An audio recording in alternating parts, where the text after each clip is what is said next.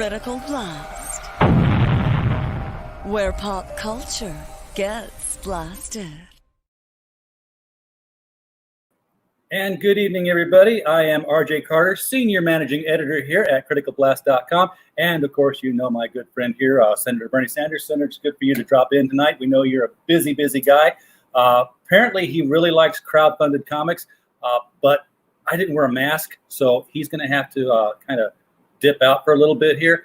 Don't worry, Senator. You can watch it live like everybody else. We are talking tonight, Crowdfunded Comics Live with Mr. Preston Asevedo, talking Jock Salem. How you doing tonight? Hey, how's it going? Well, you know, I'm doing my best. Sometimes it crashes and burns, and sometimes it surprises me. But I've been catching your show pretty often, especially since you announced that you were about to do a distribution service. Like I found that very interesting.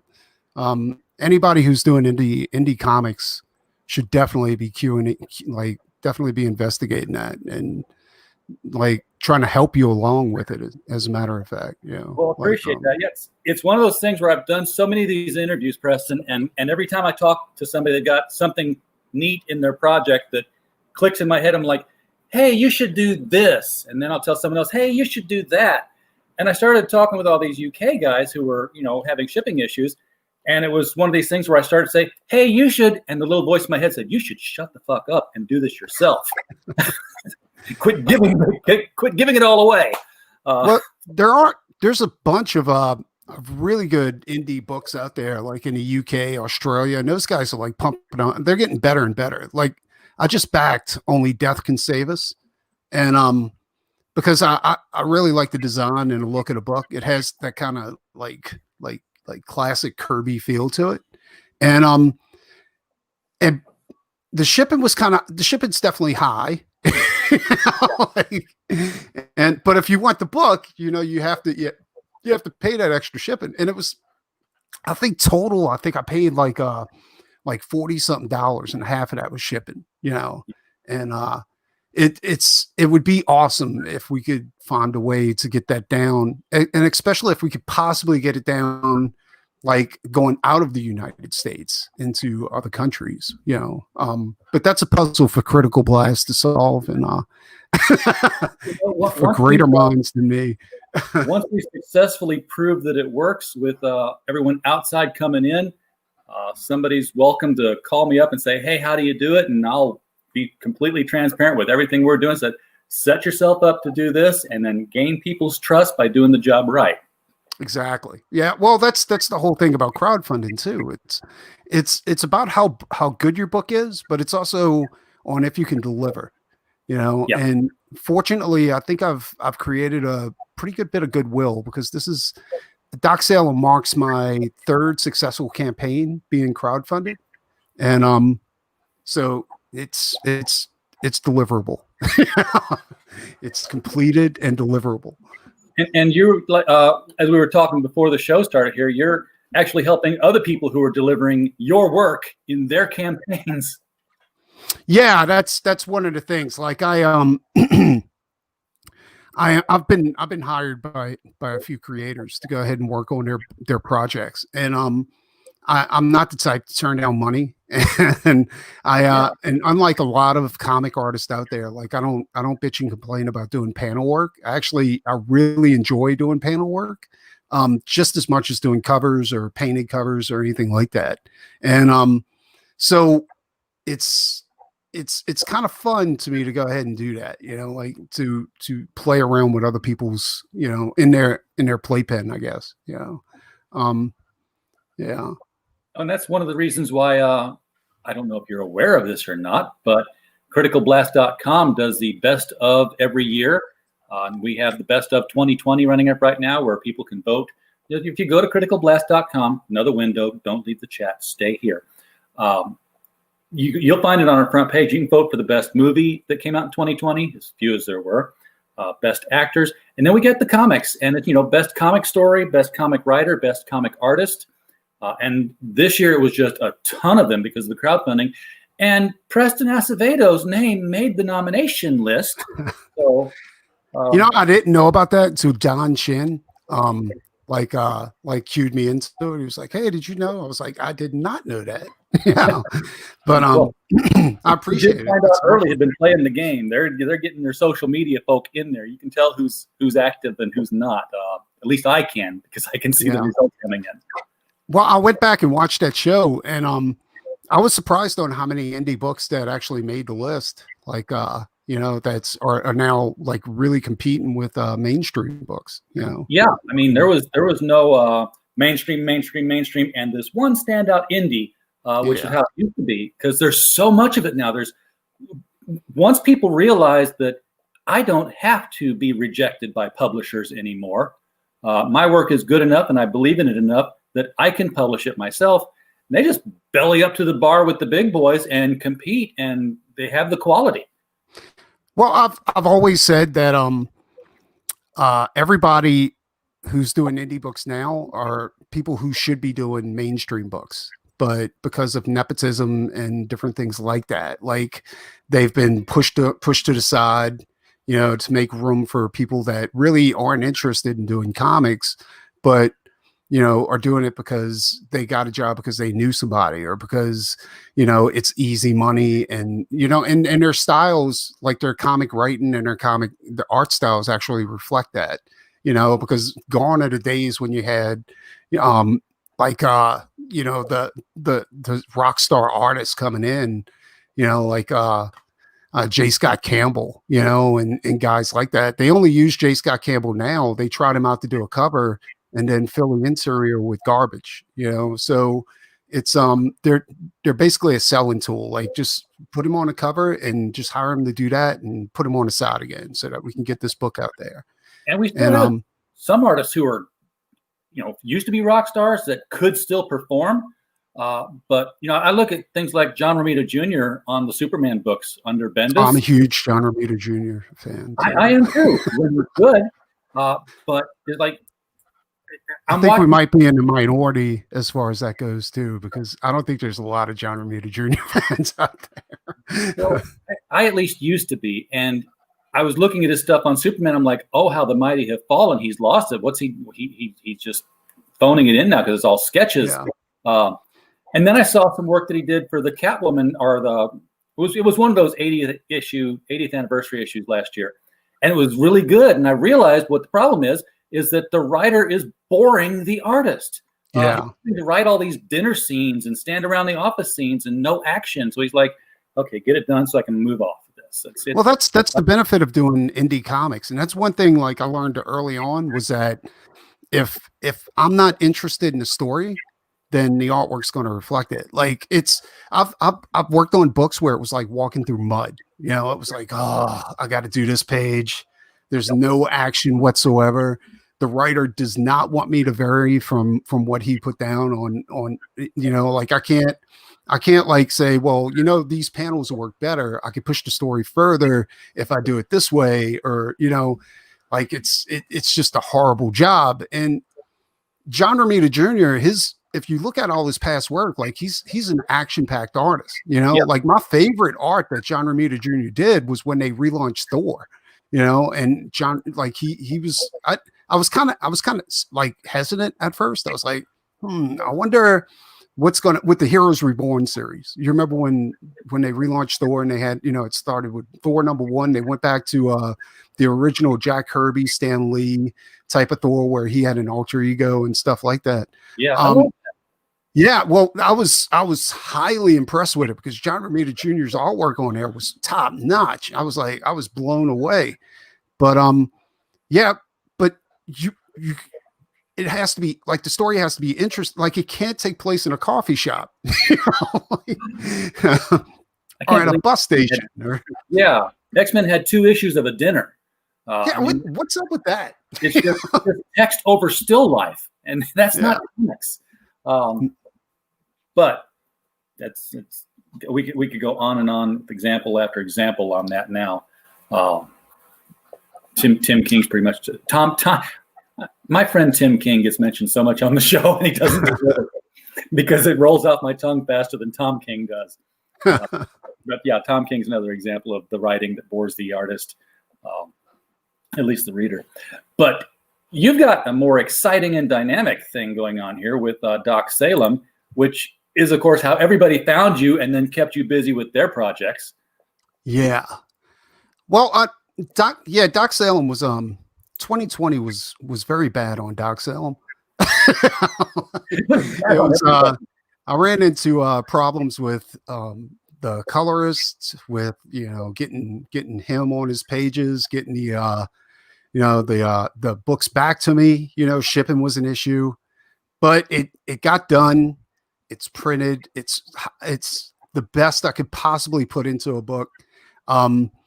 Like the one thing I wanted Doc Salem to be, that you see, to me, the hardest thing to do is to write a first issue, because you gotta keep it interesting while still giving the backstory to the character, and you got to create plot, like a plot, a subplot. You got to keep all these different plates like rolling, spinning while you're creating this book.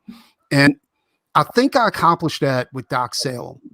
I mean, it starts out where he's fighting an elder god. Yeah. So, I'm about to die. Yeah. Now, the thing is, and you pointed this out, and I'm not afraid to admit it, but it's an indie book created by an indie creator. So there's going to be, a few no prizes in there. So I was looking at word choices there, and they're not in the examples here, but emerge is a different word. Dawn the guys is a different Dawn than DAWN, and he needed an editor on that one, but I did, and I've learned my lesson for the next issue. But I mean, you read it. Why don't you give me your opinion and don't hold back? I can take criticism, so just go with it. Well, I'll start with the costume design, which I really, really like because it's kind of a cross to me of Mr. Monster and Rocketeer. I love that whole leather-looking, double-breasted, button up the top suit design. I'm not sure what the lightning bolt comes into. I guess now that I do, because let's be upfront with the audience. Doc Salem is Victor Frankenstein, still alive. So the lightning bolt kind of represents the electricity that brought the original monster to life.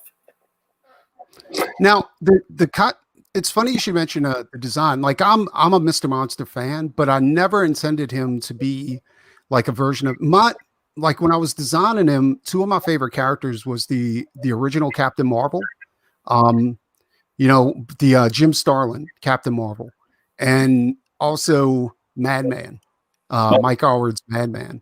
And that's where I was kind of pulling most of, like I wanted the spirit of both of those characters like combined within Doc Salem and still keep the like kind of that universal like Lovecraftian like thing going on with them, the universal monsters and stuff like that.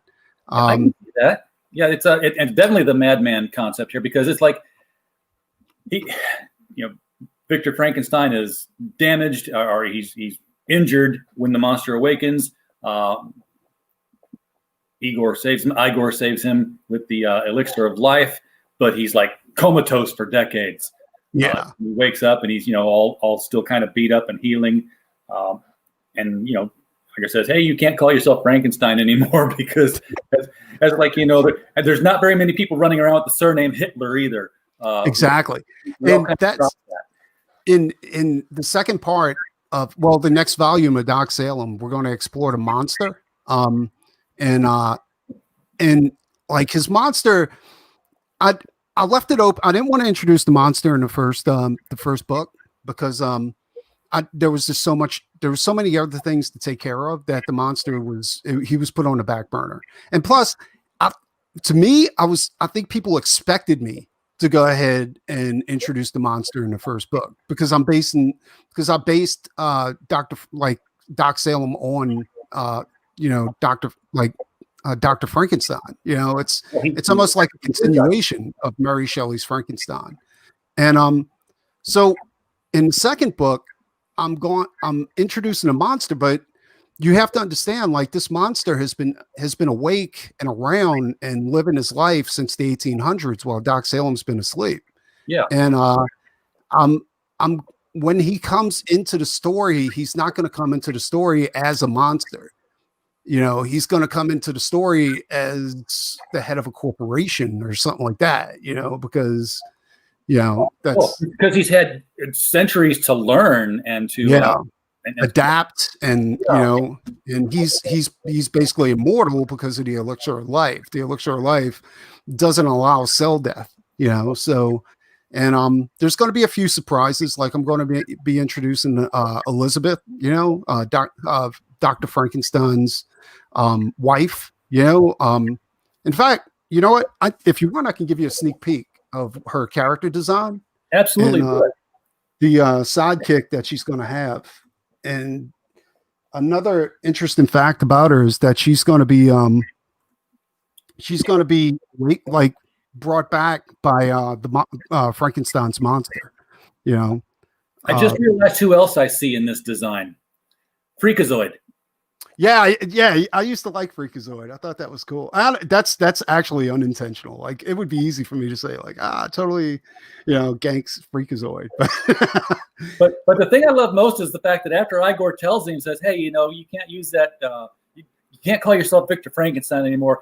He just immediately says, "That I am Doc Salem," and it's like immediately into superhero mode. Yeah. It was that.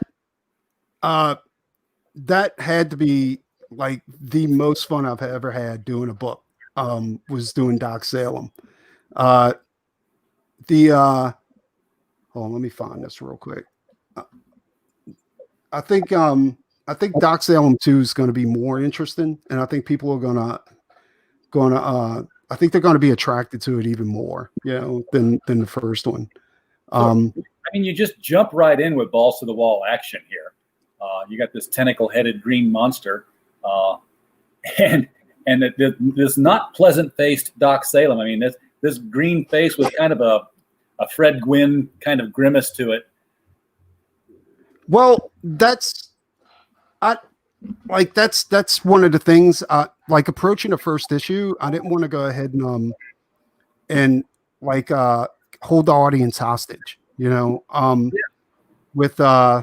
With me trying to explain this in a kind of a drab type of way, I wanted to smack him in the face with it, and be like, here it is, buckle in, because it's just gonna get even better from here.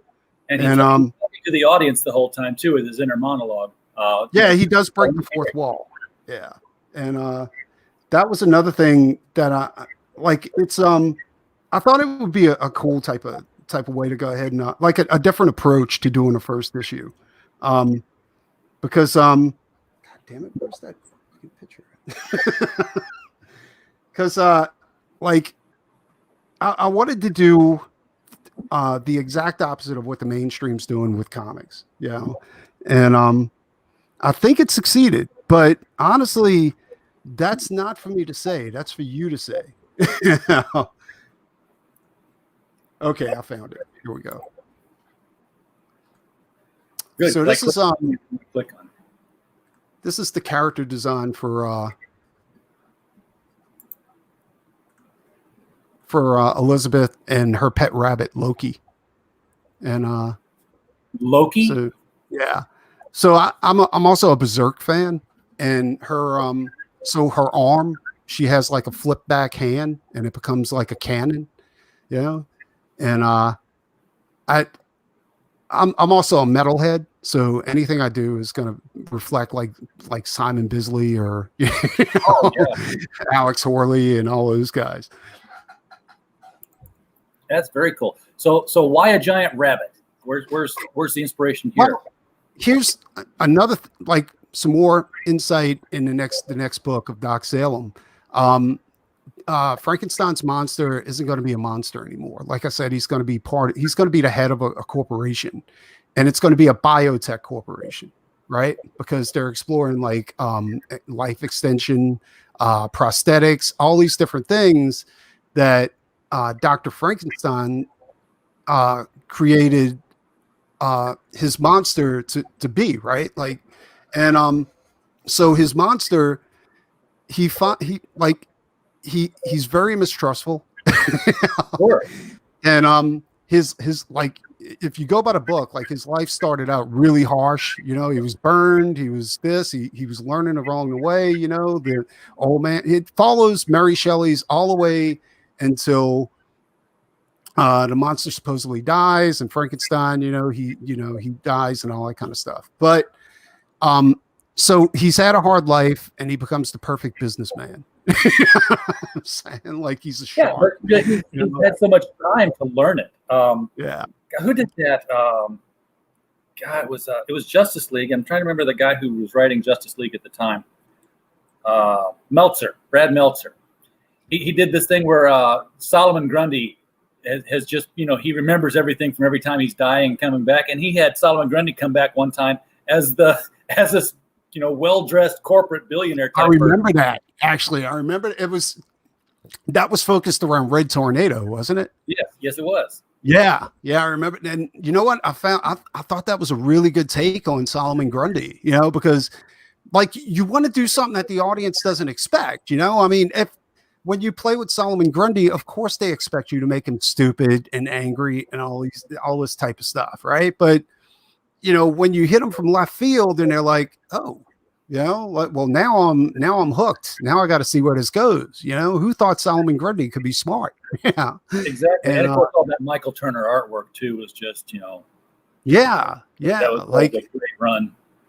Yeah, and that's kind of the take I'm going with Doc Salem. Like, I don't want people. I want you to think like it's gonna follow the regular, storyline that everybody else does. But once you get into the book, you're like, this is not what I expected, and that's one of the reasons why I started out with him, fighting a Lovecraftian beast. And that's another thing too. Like, Doc Salem's also going to have a heavy Lovecraftian vibe to it, as well as at the same time, I'm going to be also using like universal monsters, like werewolves, vampires, and all that kind of stuff. If you dive into the book, you'll see that like the universal monsters actually run the city, and they're making deals with the Lovecraftian beast. Everybody loves Lovecraft. I don't think that's a trend that's going to disappear for a while. Although everybody does tend to think Lovecraft and tentacles. I'm like, he had a lot of other kind of monsters in his books too. He does, and that's why I introduced the Gug. And the Gug and the Ghast, like, they're actually supposed to be two different beasts in the Lovecraftian tree of monsters, right? Right.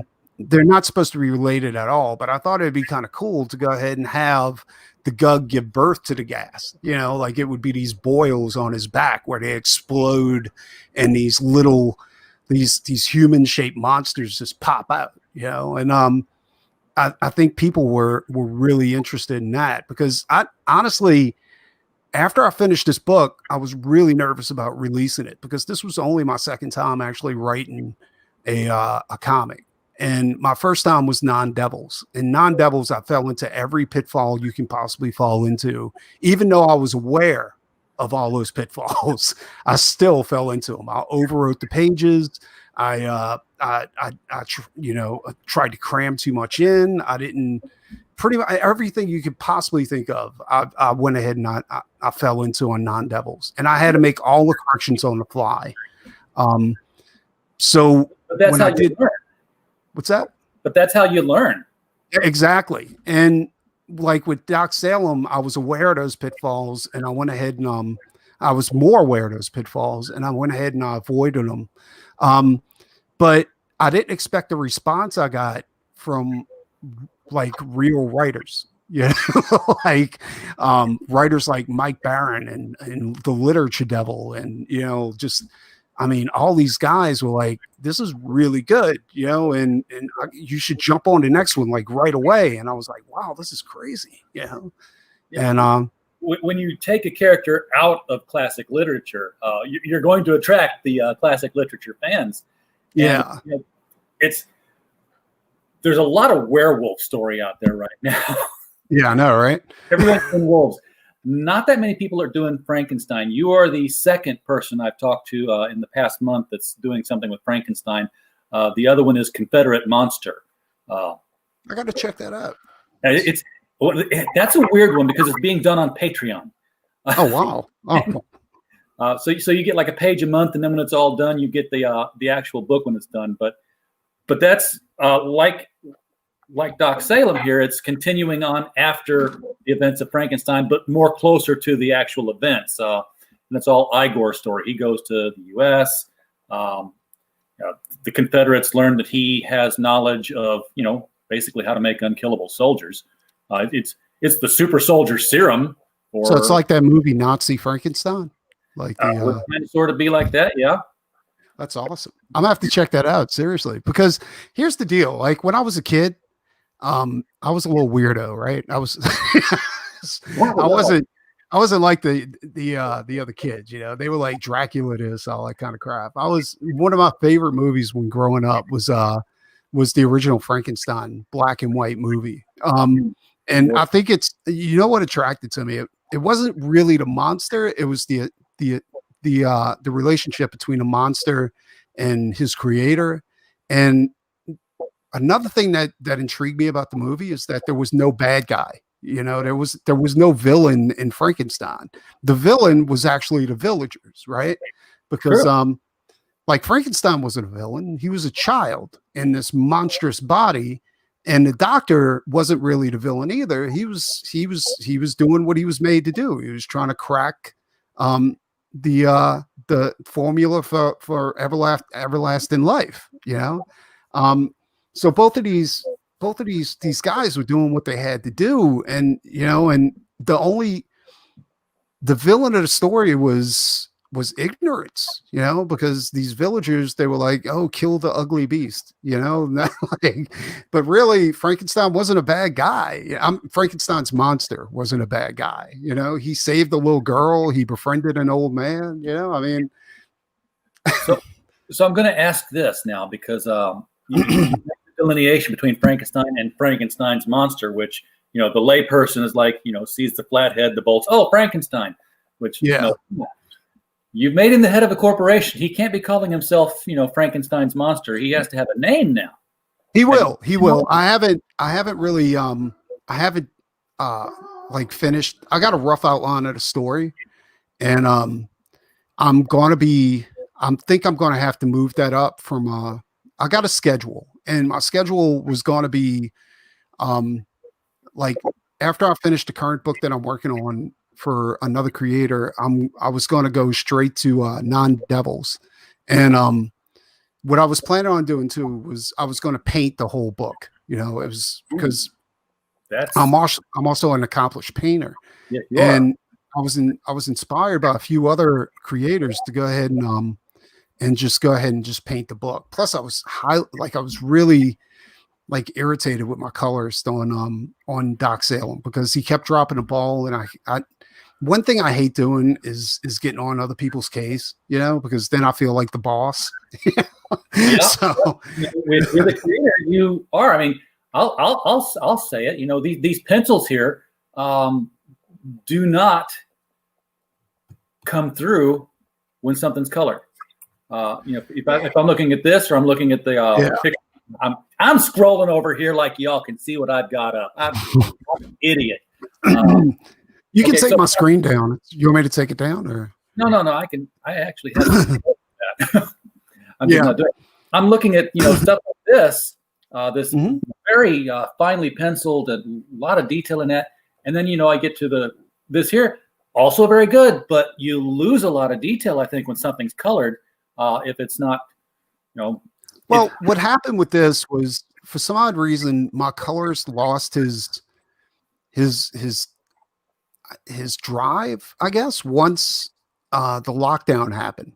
And what happened was I wasn't hearing, I never heard from him for a few weeks, and I was like, I need to get these pages done. What is he doing? And then he started dropping pages to me, but they were really, really bad. And then I was like, no, dude, I was like, I can't, there's such a big difference from the page that you're showing now, which is page 1.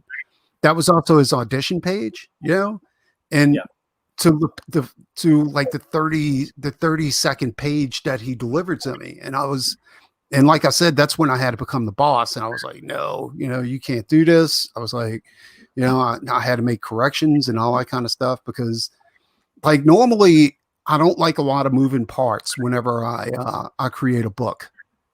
That's why I handle the lettering myself. I write it myself. I do all this stuff myself, because I know if it comes out bad, I'm the only one to blame.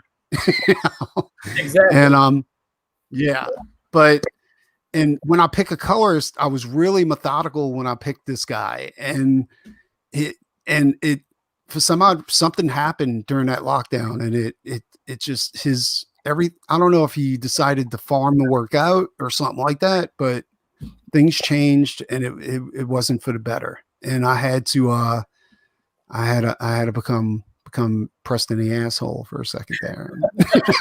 Sometimes you got to do it, though. Yeah.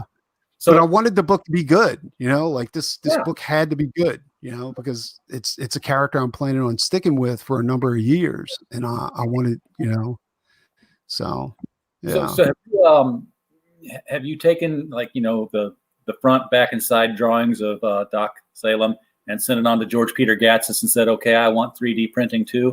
I talked to George a little bit. He sent me over a model of Doc Salem fighting a tentacle monster.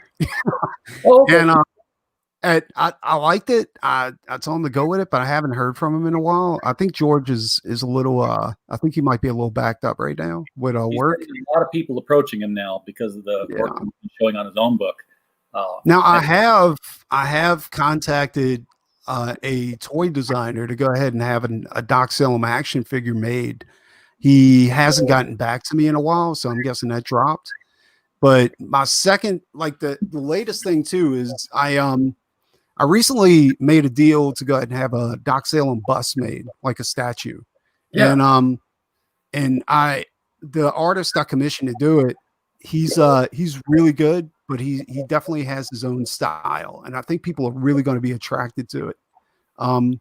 So with the next campaign, there's going to be something in there with either a toy or a bust, statue, something like that. But I'm actually really looking forward to the next Doc Salem campaign.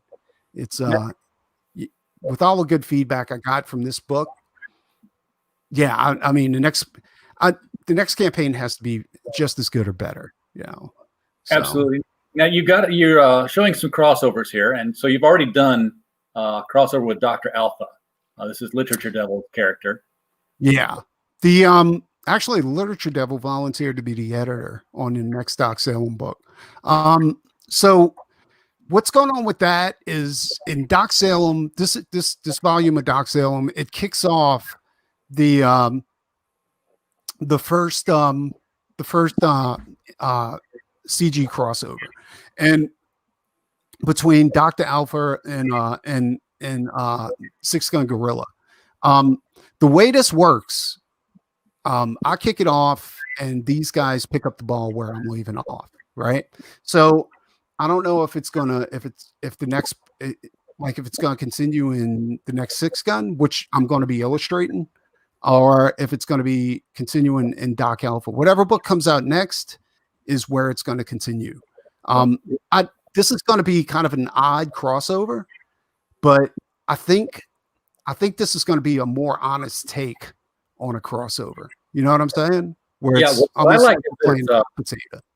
It shows that you're open to that, and that's one of the things that's happening within CG and within the crowdfunding entirely, is that everybody's kind of open to working with each other. You don't have these.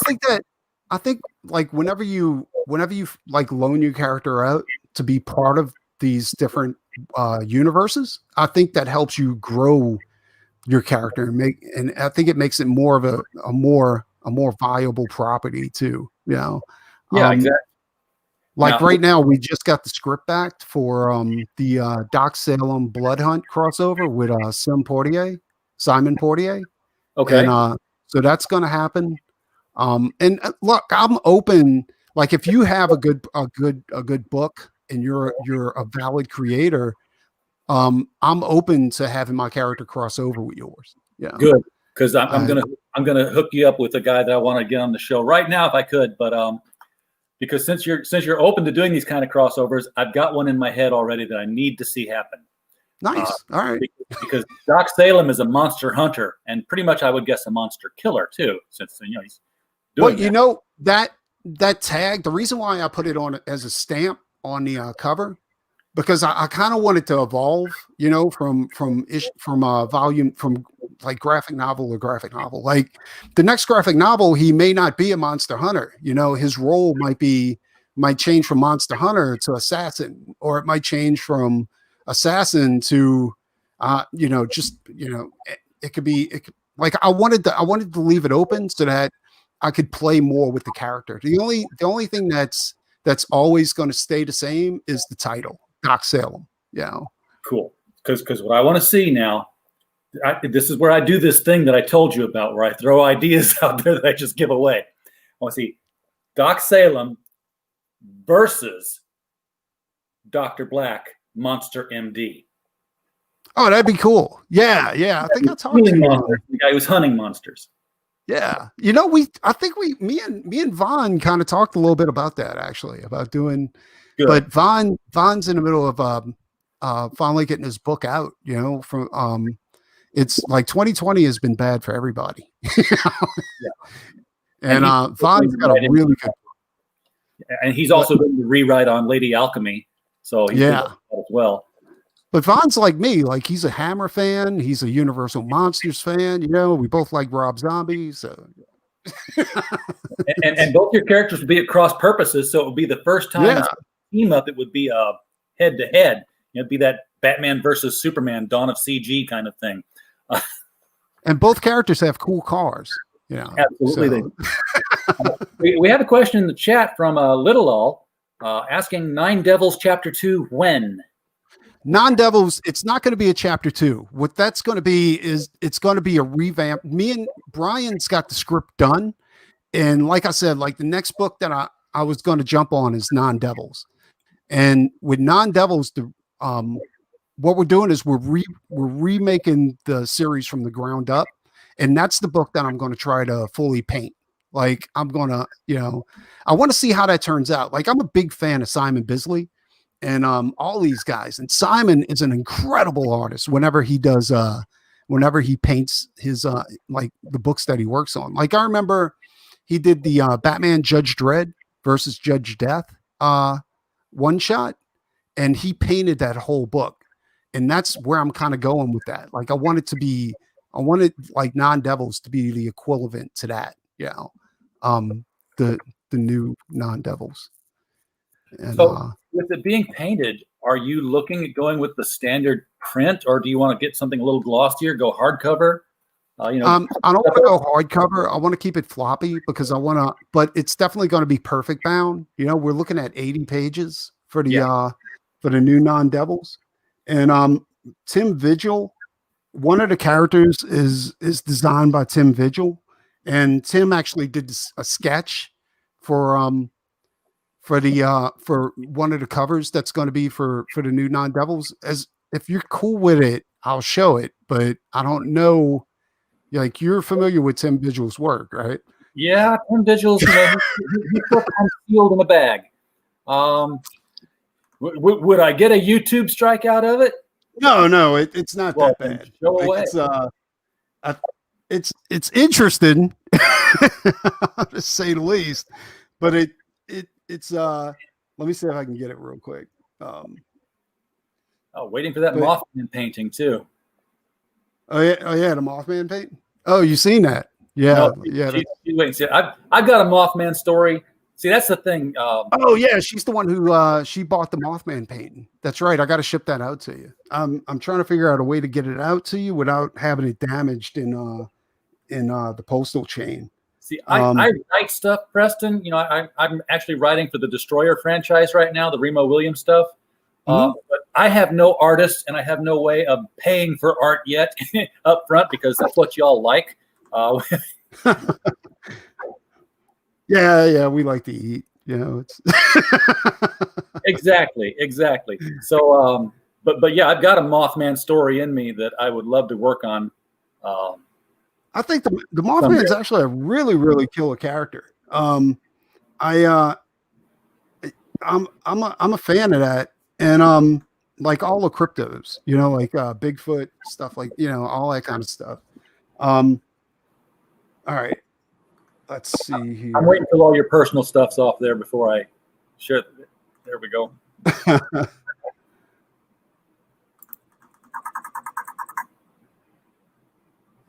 So that's what I'm painting for the cover of the new Non-Devils. And that's going to be, there's only going to be 2 covers. And because I've learned my lesson on Doc Salem too. Like Doc Salem, I had 6 different alternate covers for Doc Salem. And it was a pain in the ass to get all those covers out to the customers, and fulfillment was crazy because it was like, oh crap. All right. Cover 1, 2, 3 goes here and all this kind of stuff. Yeah. That's the part I'm looking forward to when I start fulfilling is like looking at the bill of lading that comes in, says, okay, these go in this package. And then I've got to package these together for this guy. It's not going to be all just book in a box, book in a box, book in a box. No, it's not. And that's one thing, like, and I'm like, I have to turn over fulfillment to my spouse because I've got way too much creative work to do. And like, unlike any other business out there, I'm the commodity. You see what I'm saying? Like, and if I'm not producing, then I'm not making any money. And so when it comes to logistics and stuff like that, I have to turn stuff like that over to other people, and I have to trust other people to actually do it. And you have no idea how hard that is for a control freak to let go of that type of responsibility. Well, but our first client is actually in the U.S. It's Kursova Magazine. They're crowdfunding their 5th anniversary issue of publishing, and they said, "Yeah, can we use your service?" I'm like, yeah, but I'm not going to save you any money. He's like, I don't care. I don't want to do it. Yeah, but that's another thing too, is that it's not for a creative person. Fulfillment is not. It's like it's hell, because there's no creativity in fulfillment. It's basically production line stuff. Like you just have to go through the motions, but like as far as this painting goes, like you can tell, obviously Tim Vigil drew this.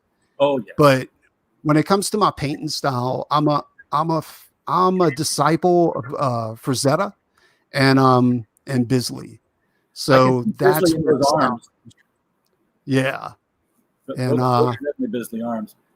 Bap2 in the chat says he backed this a while back and loves it. Can't wait for the next issue. So thank you, Bap. Appreciate that. Sweet. Bap is huge on backing our indie artists that come on the show. So here's what I'm going to do. For my alternate covers for Doc Salem, I eliminated all of those covers from the campaign. When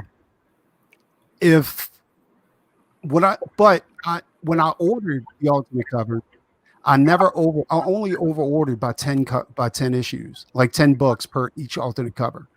So what I'm going to do is on your show, I'm going to offer 4 of those covers to who, if they back the book while during your show, they're going to get an alternate cover. I have these available. Let me give you full screen here, Preston. Yeah. So I got the Tim Lottie cover, the Derek Donovan cover, and the Johnny Segura cover, and I have the crossover cover. So these, and the green of it had holes in it. Yeah, I know, it's because of the green screen. I know. But it's hilarious. So I'm gonna so if whoever backs during the show and they post their number while their contributor number in the chat while we're live, they're going to get one of these covers.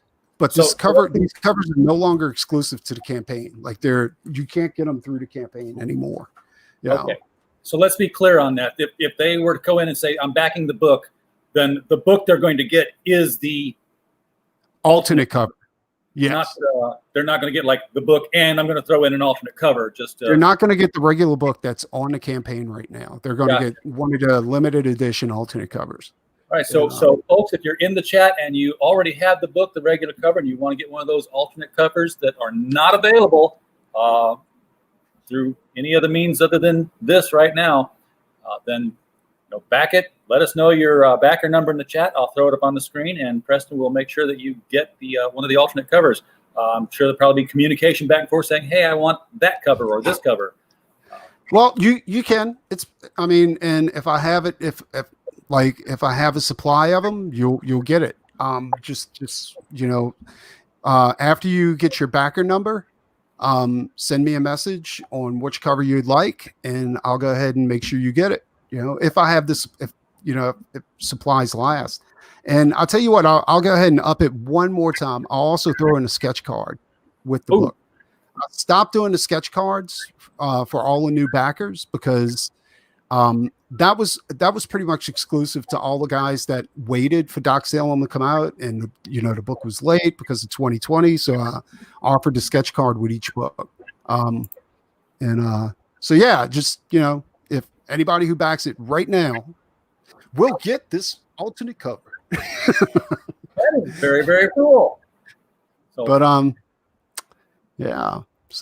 we can do that. Now, how did you?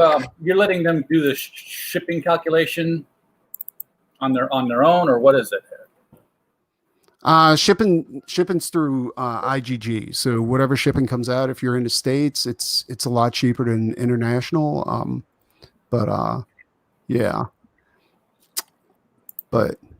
So we don't have to talk about Doc Salem this whole time. We can talk about some other stuff if you want. What's on your mind? Oh man, what's on my mind? What's on my mind before we got on here? Because I'm trying to. You want to talk about the new back 2020 start. Ooh, yeah. What? By the way, just so you can see it.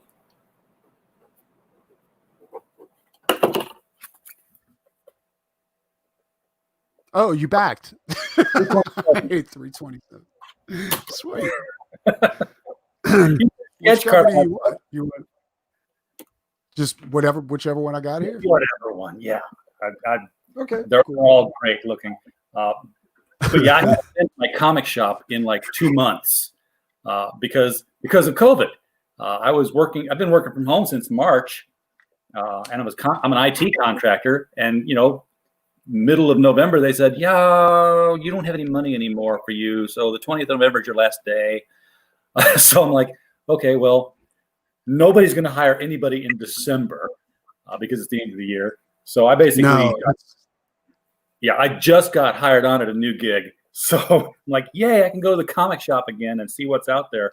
Because it's really, really hard to run a show where you talk about comic books when you can't buy any comic books to know what's out there in the marketplace. You're just kind of parroting everybody else's opinions. Like, yeah, that cover definitely sucks. Or yeah, I can't wait to read that either. That's probably one of the most difficult parts about this lockdown is that I got you covered. I'll put it in the chat. Is that you see, here's the deal. When everything first started locking down, I right before all this happened, I had a slight mental breakdown, because of just pressures, and so I and then everything locked down, right? And most of my income came from cons, like doing Comic Cons and stuff like that.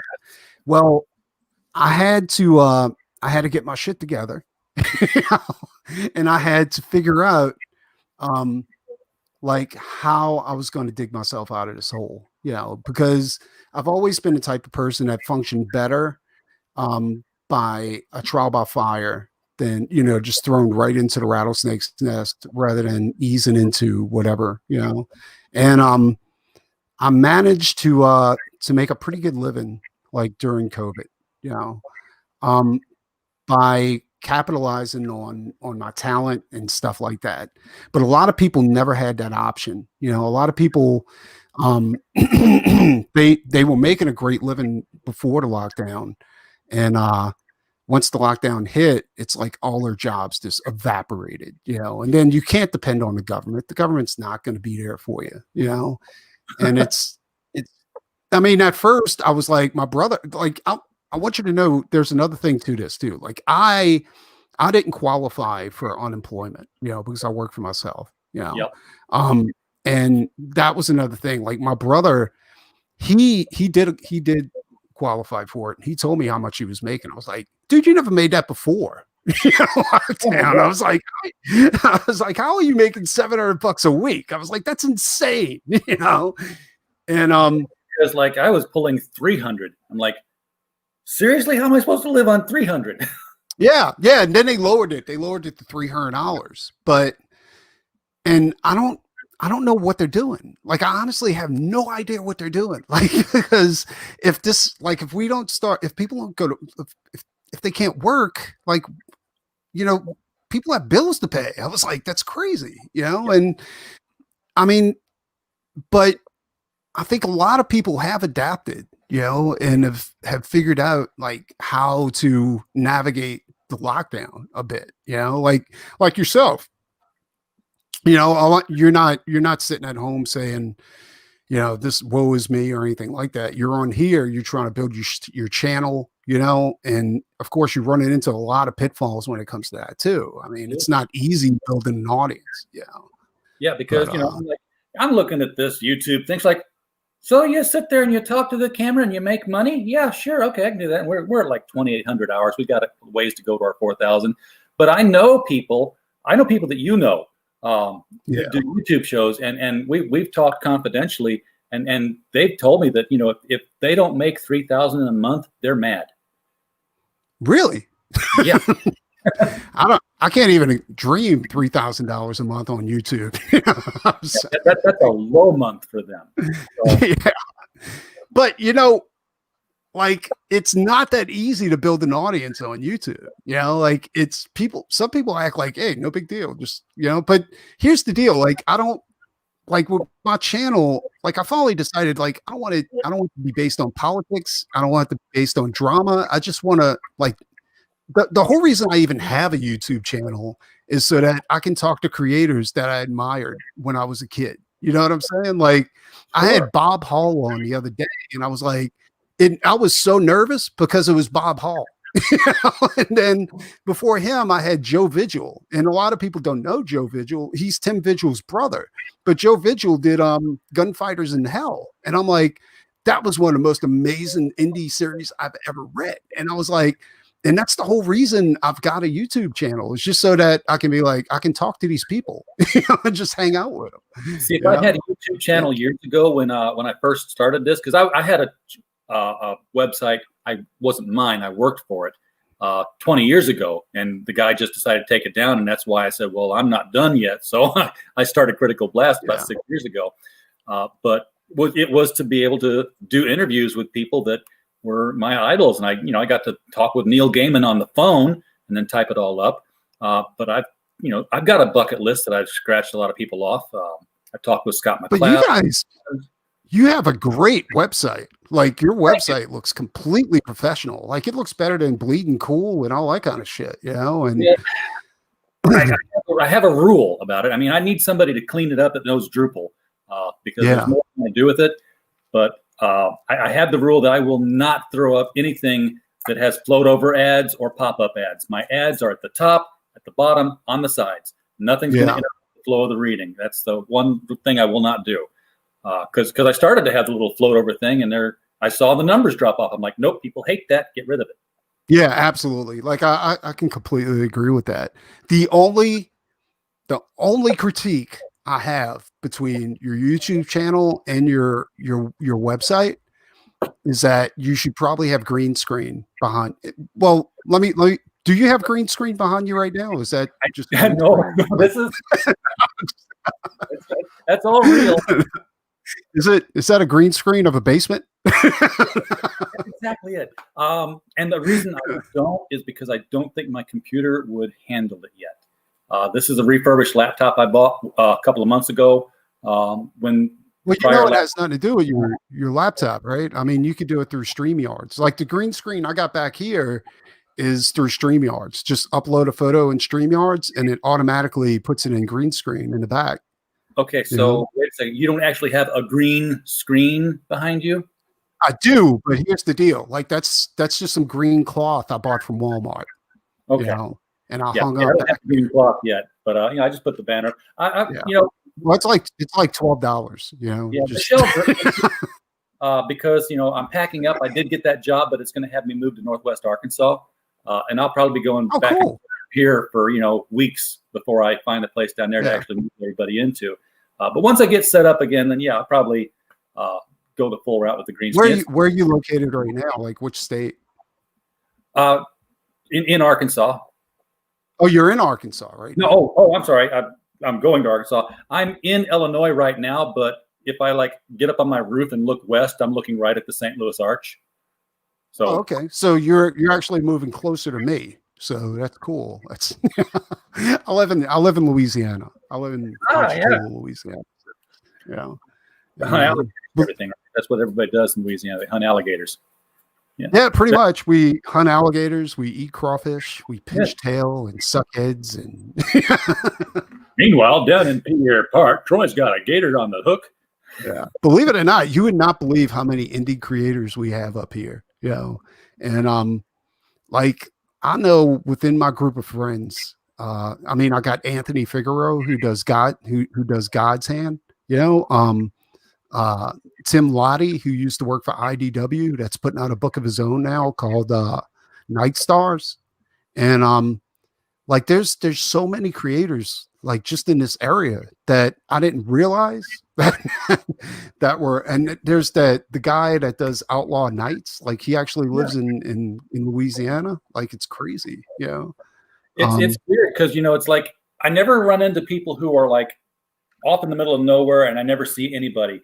It's if there's one indie creator there, there'll be a community of 6 or more, and they all kind of find each other. Yeah. It's like. Well, I started thinking, I was like, if we run our campaigns all at the same time, we can bundle shipping. when we have everybody bought everything, sure.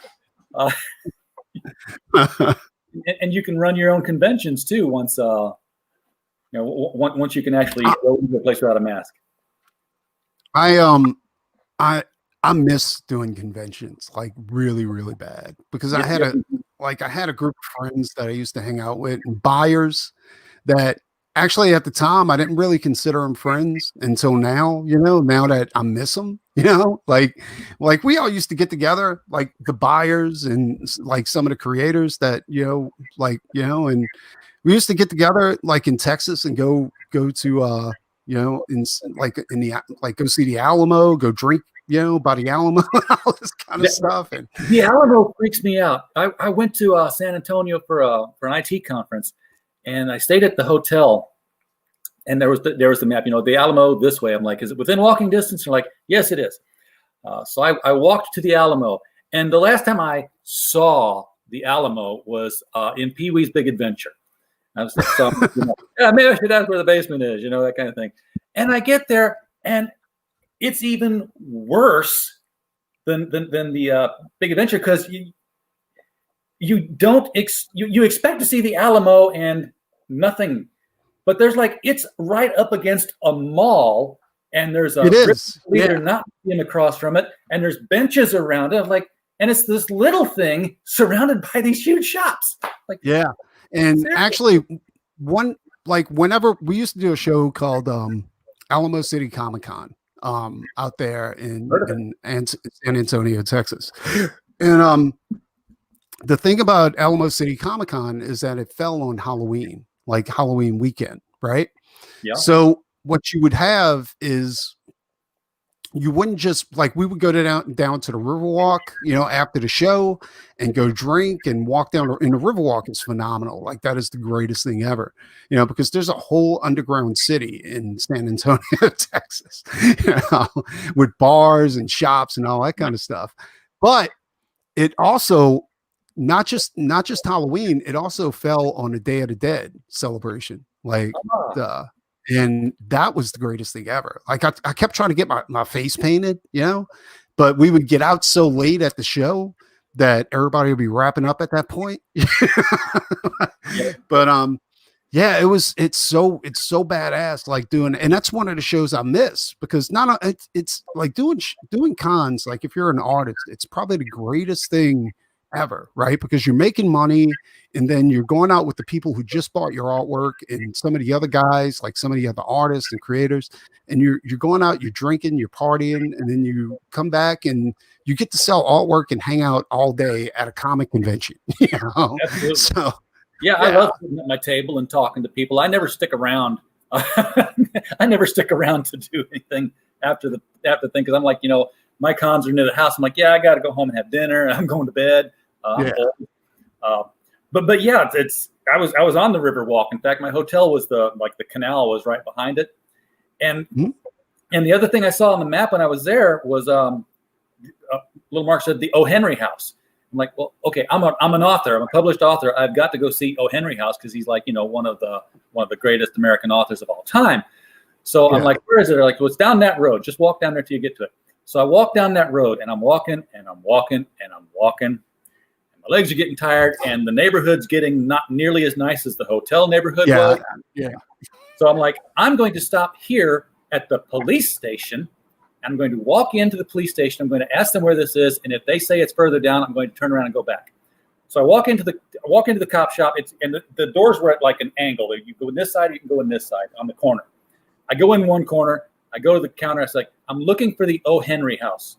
Whose house? I'm like, it's a landmark. It's a famous person who lived here and wrote for a while. No idea where the O. Henry House was. I'm like, okay, that's all I need to know. Thank you very much. I go out the other door on the corner. I'm standing there at the crosswalk, getting ready to go across and go back. And right in front of me, is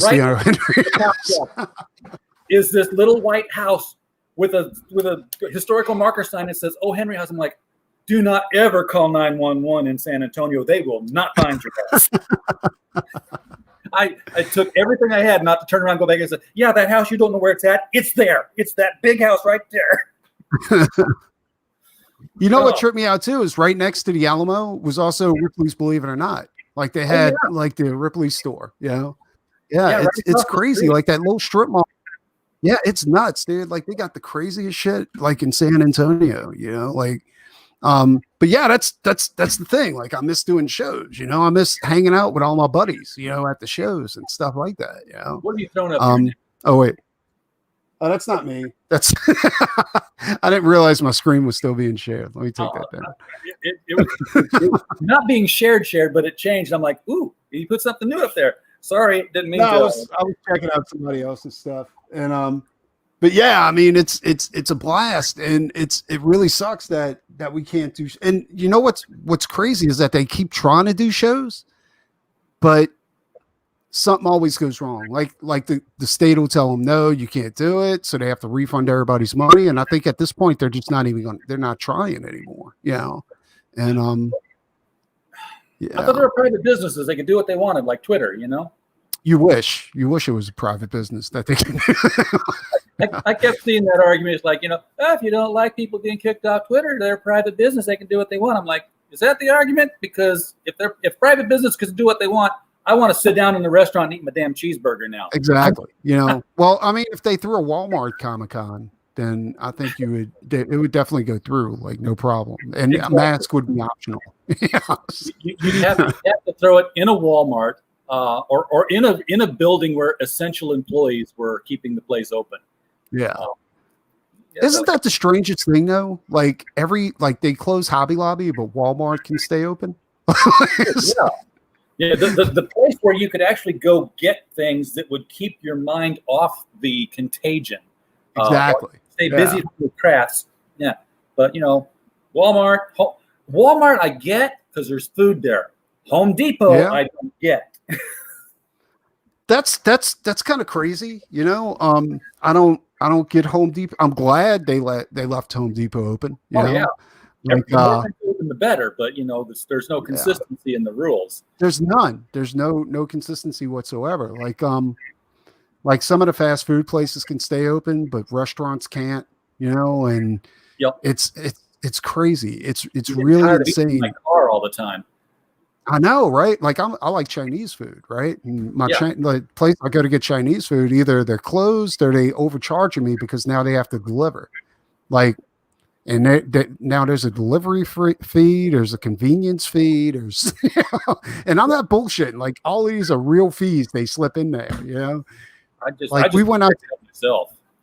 Yeah, we went out to eat. Well, we ordered food to eat, and I swear to God, I spent $80 for 2 people to eat. Oh, I know. $80. It's crazy. Yeah. It's absolutely insane. And the publishing houses got to stay open. They were declared essential businesses.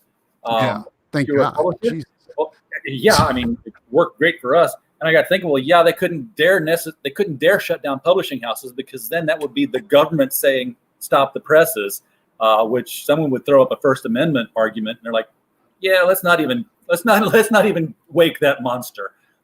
Yeah, but doesn't all of this like break the First Amendment? You know, like I mean, pretty much all of it. Like it does, because everyone thinks the First Amendment is freedom of speech and freedom of the press, and they totally forget that right to assemble. Exactly. Yeah. We're not allowed to assemble. Like the craziest argument I ever heard was they said that so before Halloween, right, they had all these riots and everything like that, and they were like, well, this is good for the virus because the virus is becoming herd immune. We're getting a herd immunity because of everybody destroying and burning businesses, right? And I'm like, yes, exactly. All right, whatever. And then they so after Halloween, they were like, uh-oh, the virus statistics just went up because everybody went out on Halloween without a mask and went and partied. I was like, one night? I was like, they're saying one night out of this whole year, people went out and they had some fun, and that bumped the numbers up I was like, they must think we're retarded, right? Yeah. And by the way, it was the one night of the year that everybody did wear a mask. Exactly. That's what yeah. My kid went trick-or-treating, and it was like, the streets they weren't empty, but there weren't the throngs of kids there usually were. And he cleaned up this year. He took a pillowcase with him, and people were just like, they were ready for kids, and they were just like dumping candy by the handfuls. And it was like nothing I'd ever seen, because they were like, we're going to get 20, 30 kids tonight, and we're prepared for 500 like last year. Well, another thing too might have been that that according to the CDC, like isn't it like kids are immune, but they're not immune, but they're resistant to it, but they also spread it like crazy. Yeah. So they're probably throwing candy at them so they'll get away from their house. Which is true of every freaking disease out there, from chicken pox to mumps. Yeah. The kids get it, they don't get it, but they're carrying it around on them, and then the mom and dad get sick. Yeah, that sucks. But I've had a couple of people, well, one person in my family that got the 19, and it didn't, like, they didn't get sick like the government said they would. You know what I'm saying? Like, yeah. And I was like they were complaining about restless leg syndrome, and they went to the hospital and they're like, oh, well, you got it. I don't want to say it because I don't want you to get struck, or anything like that. But, and I was like, well, that's not how it functions. That's not the way they told us it functions, Yeah. Well, and then they got a respiratory infection while they were in the hospital, and I was like, none of this makes sense. I was like, none of it, it's crazy. Well, the whole thing, you could die in a motorcycle accident and get decapitated, and if the ambulance driver coughs on you while he's bringing your body parts to the hospital and they detect it on you, that's what you died of. You know who told me that? My doctor. My doctor told me that. She goes, "This is ridiculous." She said, she said, she said the big hospitals are cleaning up. She's like clinics like mine. She's like we don't. If you have it, you have don't even come to us. She's like because we can't accept you. In fact, we have to turn you away. She's like you got to go to the real hospital, and to the emergency room. She said, but she said like, but if you die of a heart attack. When you go in, they test you and they're like, oh, well, he died of, CV-19, because. Yeah. Tank Ferret says he had the beer virus. Did you survive, Tank Ferret? Yeah, did you make it? we hope you lived. Went great with the scar tissue in my lungs. Cough, cough. Yeah. I mean, I know people have died from it. I don't know that all the numbers we've seen are people who have died of that or people who have died with that. I don't know if we've had more people die last year than have died the year before of anything. If we were to add like everything up. I think it's real. I'm not saying that it's not. So I don't want anybody to think that person's saying it's not real. I'm not saying that at all.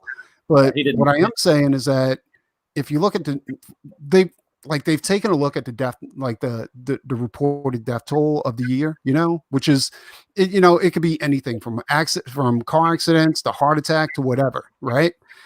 And they haven't really moved, they're saying what shifted is that heart attacks are down, but CV-19 is up. I was like, how is that even possible? You know what I'm saying? I was like, it's inoculating it because against everything else. And nobody died of the flu this year. Yeah, that's another thing too, right? I mean, isn't that we normally have 60 to 80,000 every year die of the flu? Yeah, like this is like it just. I mean, it's like they're not even trying. Give me a good story if you're going to lie to me. Entertain me a little bit. Jesus Christ. Tell us it came in on an asteroid shower that went across the world and was at least they need better sci-fi writers if they're going to push shit like this, because they're actually doing really they're doing really bad lying. They're reading from a really bad script at the moment. Have people come back from it and say, "Look, zombies." Yeah. Call it the zombie virus or something like that. Get to actually use that CDC zombie apocalypse chart that they've got at the ready. That's a joke, but it's technically an official CDC document that says how to survive a zombie apocalypse.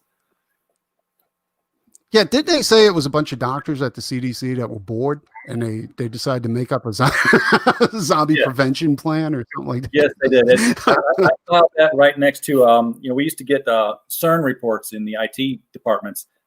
This virus is coming out, that virus is coming out, this is a weakness. And somebody got bored shortly after Independence Day came out, and it was the alien virus, the CERN alien virus. And it was the report for the aliens that were invading in Independence Day 4 says, we want to let you know that our alien operating system is vulnerable to USB ports and Apple iOS. That's crazy. That was the weakest part in the movie was that, hey, yes, I've designed a virus. And look, we can interface with their computer with a USB port. It is universal serial bus. Yeah, everybody uses USB. I mean, of course, that's why it's for universal. That's crazy. Yeah, that is a weak point in the movie, isn't it? Like we couldn't do Bluetooth back then; it was all USB or something like that. So, how many projects would you estimate that you've actually been a part of this past year, that other than your own? I've done a host of covers and pinups for pretty much for a ton of projects. I just recently released the cover I did for Lit Devil's Lady Midnight book that he's put. Did you see that cover? Or wait a second, Lady Midnight for Lit Devil? No, I didn't even know he was doing that. Let me pull that up real quick. And he's doing a Lady, and we're actually talking about maybe doing a Lady Midnight Doc Salem crossover. I was getting confused with Lady Satan there for a minute from Lucifer Storm. Yeah, there's yeah, that I've seen that project around. I never knew too much about it though, like as far as what it's about, or it looks interesting though, like definitely something that I'm definitely going to be checking out. All right, so this is what we got right here.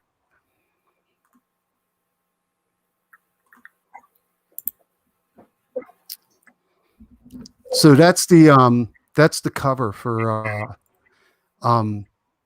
Lit Devil's Lady Midnight one shot that he's putting out, and that ties heavily into his Doc Alpha universe. And if you want me to, I can zoom in on it a little bit, and that way you can see some of the creatures. Yep, never mind the creatures. You were in the right spot. Yeah. But yeah, this is also heavily like heavily influenced by Lovecraftian beast. And if I don't know if you've noticed between this and the Peregrine covers, I tend to make my women kind of on the voluptuous side. There's nothing wrong with that. Paint a power girl and just go nuts. Yeah, exactly. So there's I got a bunch of stuff in the works, like covers, different things like that. As far as books, right now I'm finishing up Micah Curtis's 3 Nights and 4 Days, and then I'm jumping to Brian Kriskow's Six Gun Gorilla 8, and we're going to be tying that up pretty quickly because that's only 24 pages for Brian's new Six Gun book. And but he does have another backup story that I'm not going to be doing for that. He's got another artist that's working on it. We are going to have 2 different covers for that. I don't know if you've seen the Stranger in the Strange Land Six Gun Gorilla wraparound cover that I did for that one. Or I think I have seen that one floating around. Yeah. People passing it around. And then we're going to do traditional Clint Eastwood, like Hang 'em High type of cover for it.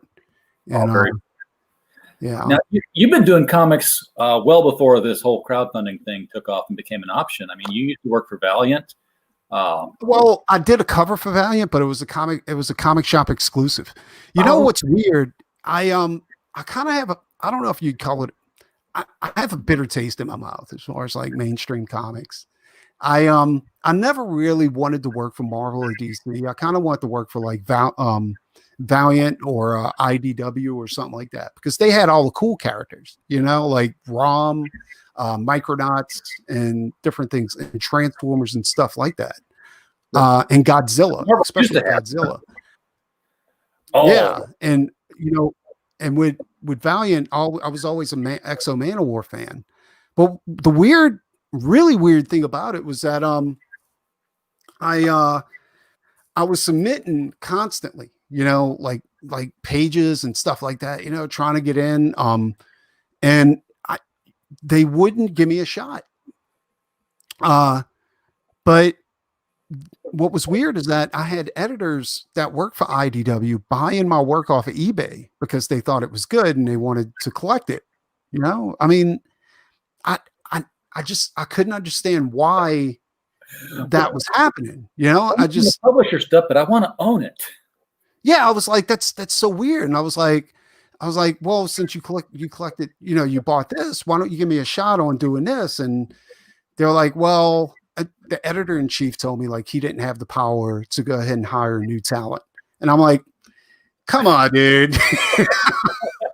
It's like, really? Yeah, to do that.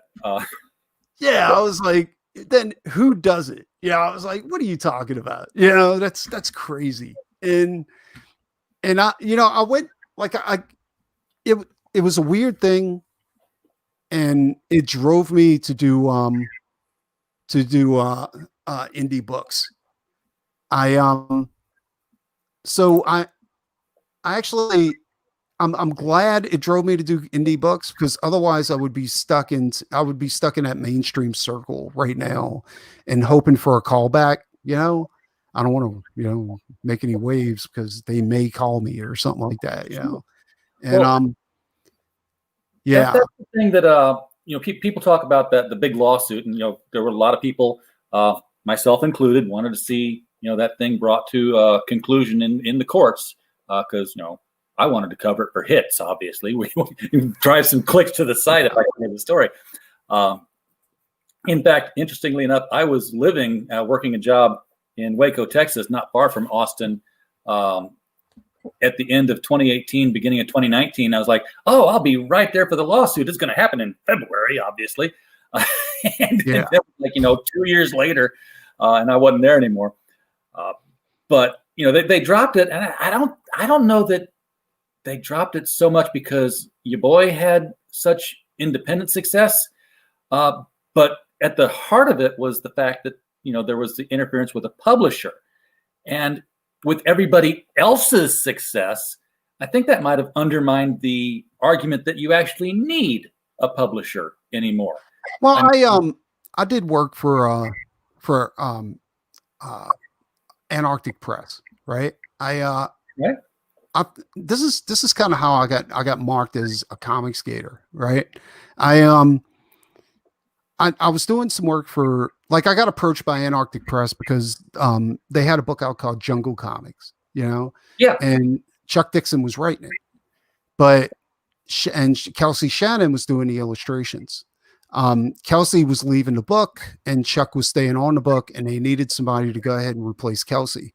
And they called me, they emailed me, and they were like, "Hey, you want to, take up where Kelsey's leaving off?" I was like, "Who's writing it?" They were like, "Chuck Dixon." I was like, "Yeah," because I was thinking this is my big break. You know what I'm saying? I'm like, this is the first step. This is where it starts, and little did I know, Chuck was, he was pretty much already on his way out of the industry because he was being blackballed because of his political beliefs, which I find ridiculous. Yeah. And so I was naive to any of the things happening in mainstream or sub-mainstream comics at the time. And I took on the book. I was like, okay. And then I started posting it everywhere. I was like, I'm doing Jungle Comics with, Chuck Dixon and all this kind of stuff. I was talking to Chuck, and, just sending him pages, and he was like, "Oh, looks good. Looks great. Whatever." That's pretty much the whole conversation that me and Chuck had. I'd send him pages and be like, "Looks great." That's it.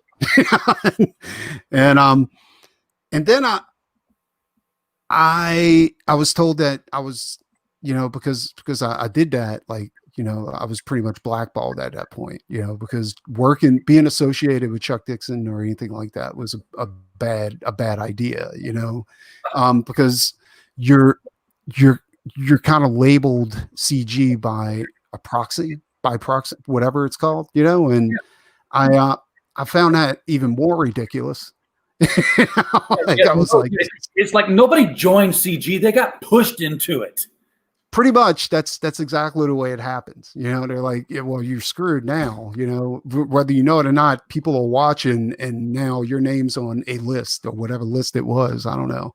I was told all kinds of different stories as far as that kind of shit went, and so, unlike a lot of people, I don't react right away. I like to sit back, see how things play out, or do my research and then figure out how I'm gonna make my next move.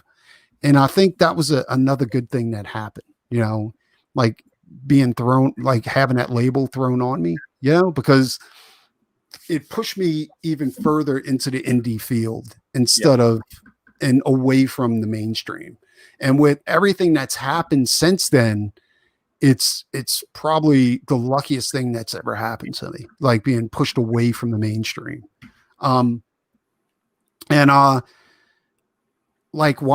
While everybody were getting, while all these creators were getting the pencils down notice and stuff like that, I was making mainstream pay rates. You know what I'm saying? Page rates.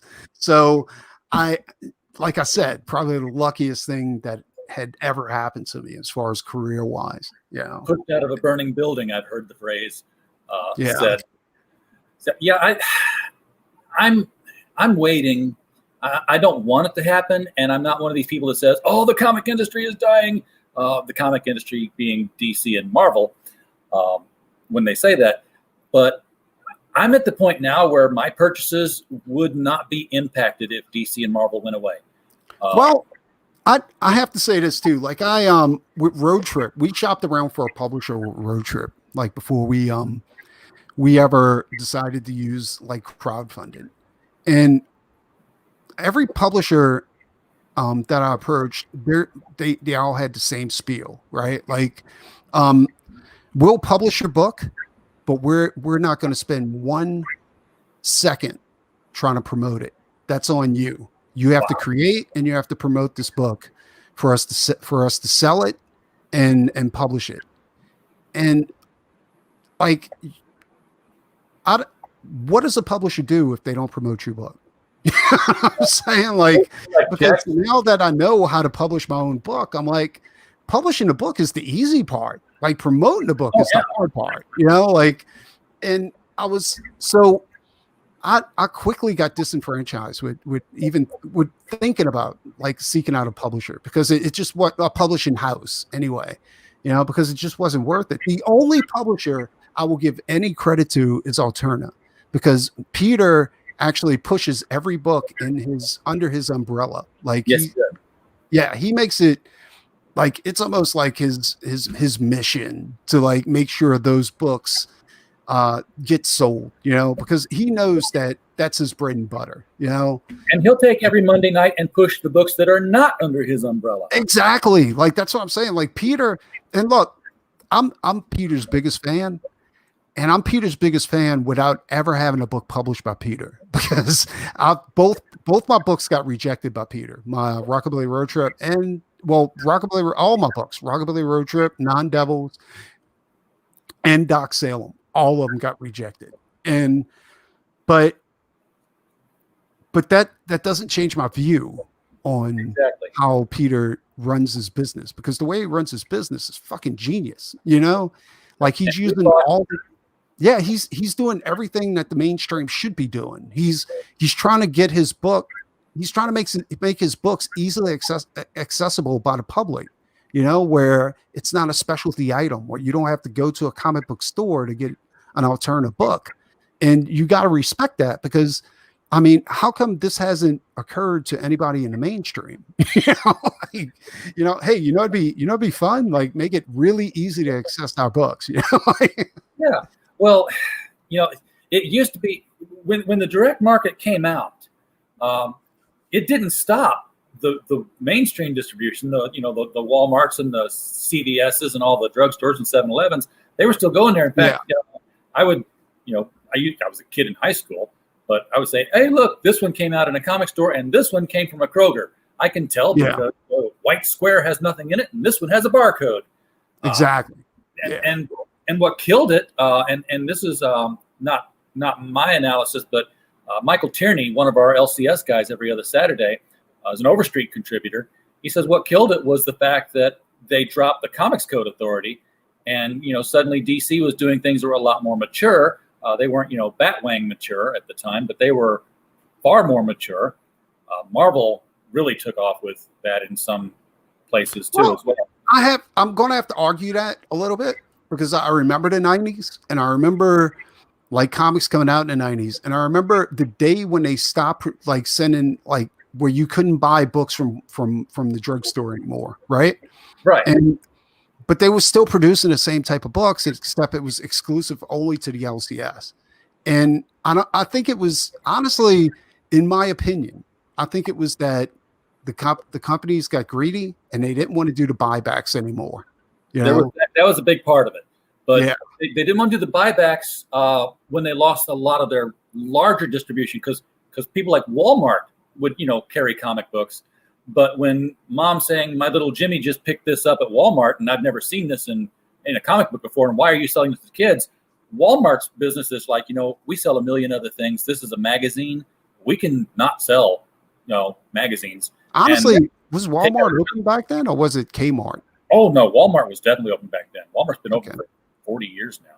But I remember, like for me personally, like, I used to get the bulk of my comics from drugstores, when my parents, and all that kind of stuff. But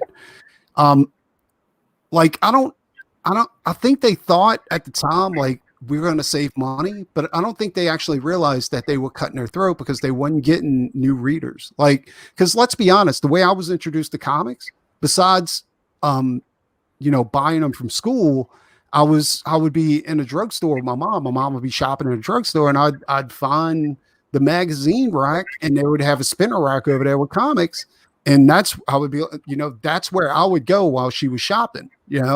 Absolutely. And Me too. yeah, and that's where I got the bulk of my comics all the way up until I realized, hey, there's an LCS. But I don't think the guys in charge at the time realized that, and they were just like, where we can cut costs, we stop buybacks, but then they stopped getting new readers too. Yes, so it was a trade-off that didn't pay off for them. Yeah, I mean, they could have kept a lot of the LCS exclusive titles, and they should have at least kept their core books. Not maybe not the miniseries, not the more mature stuff too that came out, but Batman, Superman, Wonder Woman. That's all going to be the main titles are going to be forever available in mass market. Well, also Marvel Tales, like they had Marvel Tales at the time, where they could put that in drugstores and stuff like that. I mean, X-Men Classics they could have left in the drugstore, and different things like that. I mean, it wasn't like they had, because let's be honest, comic book companies, they used to recycle stories anyway. Every 10 years, it was like just recycle all the old stories and introduce it to a brand new crowd of kids, and why didn't, it's kind of stupid for us to talk about it now because it's in the past and hindsight's always 2020, but I've always thought that's where they went wrong. Like it was a slow bleed and it was a slow death, but it was going to happen because they cut off their line to the kids. It's like the Catholic Church. You want to get them while they're young. And the cigarette companies too. Oh, I could be taken one of two ways, Preston. Yeah, I know, right? Yeah, and maybe not like the Catholic Church. Maybe more like the cigarette company. There you go. I remember when Teen Titans split off into two titles. It was like the New Teen Titans, and then there was the New Titans, and they were running parallel for like a 12-month period, and then suddenly you had a new Titans, and then the next issue of the New Teen Titans was the 12 months ago issue of the New Titans. So it caught up, so it was basically a reprint every month in sequence. And I wonder why they don't just pick a title, one of their core titles. Go back to Spider-Man, or go back to Superman, and just say, hey, you know what? Superman #1 comes out this month. Now it's the Superman #1 came out in 1938, and you know what we're going to do next month? Superman #2, and then Superman #3, and we're just going to do that. So it's obviously a reprint. It to be sold for a lower cost. You're not having to pay an artist and a writer or anything. You're just reprinting your art. I think the main problem with that is that the art was dated. You look at that Superman #1, that art was bad. It was really bad. And like, here's the thing though, like I didn't realize that art from the 1930s and the 1950s could be good. Because I was basing it on like DC Comics and old Marvel comics. But then, hold on one second.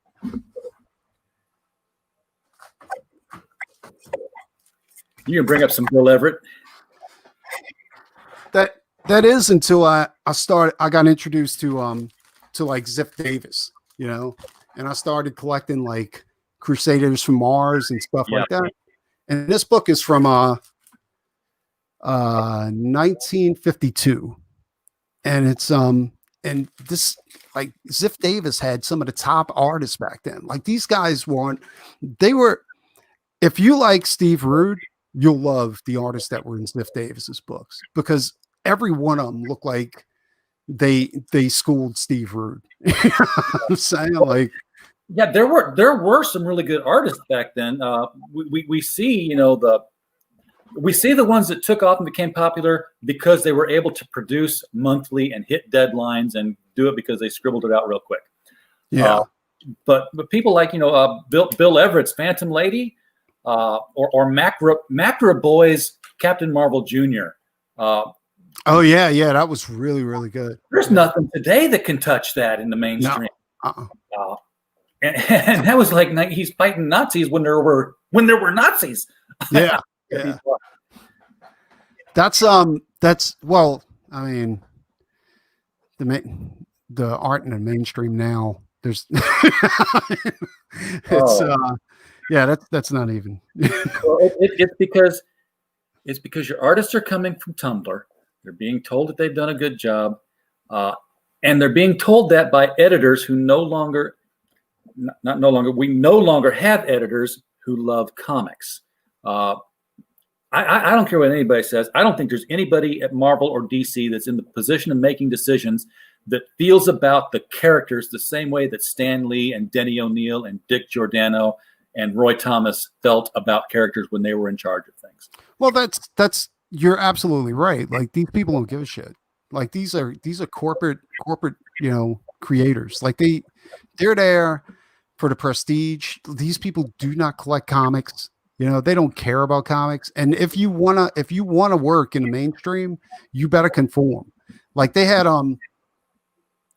a book called Redneck, and it's written by fucking god damn it.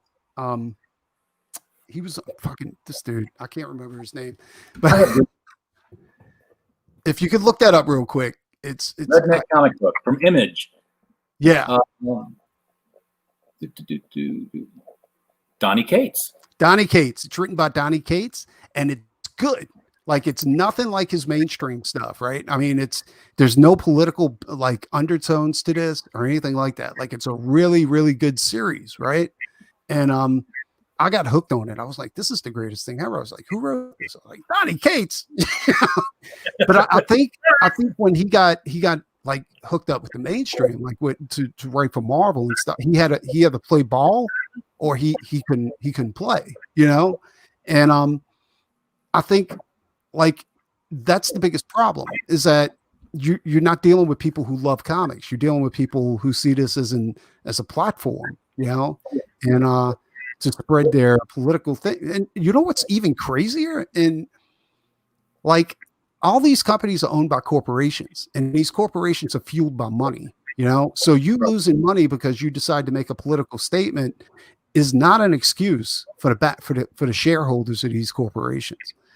But for some odd reason, like, these people see their like Marvel going to pieces, and they're in danger of being fired, and Disney's probably going to sell them off and all this kind of stuff, but they keep doubling down, like, yeah.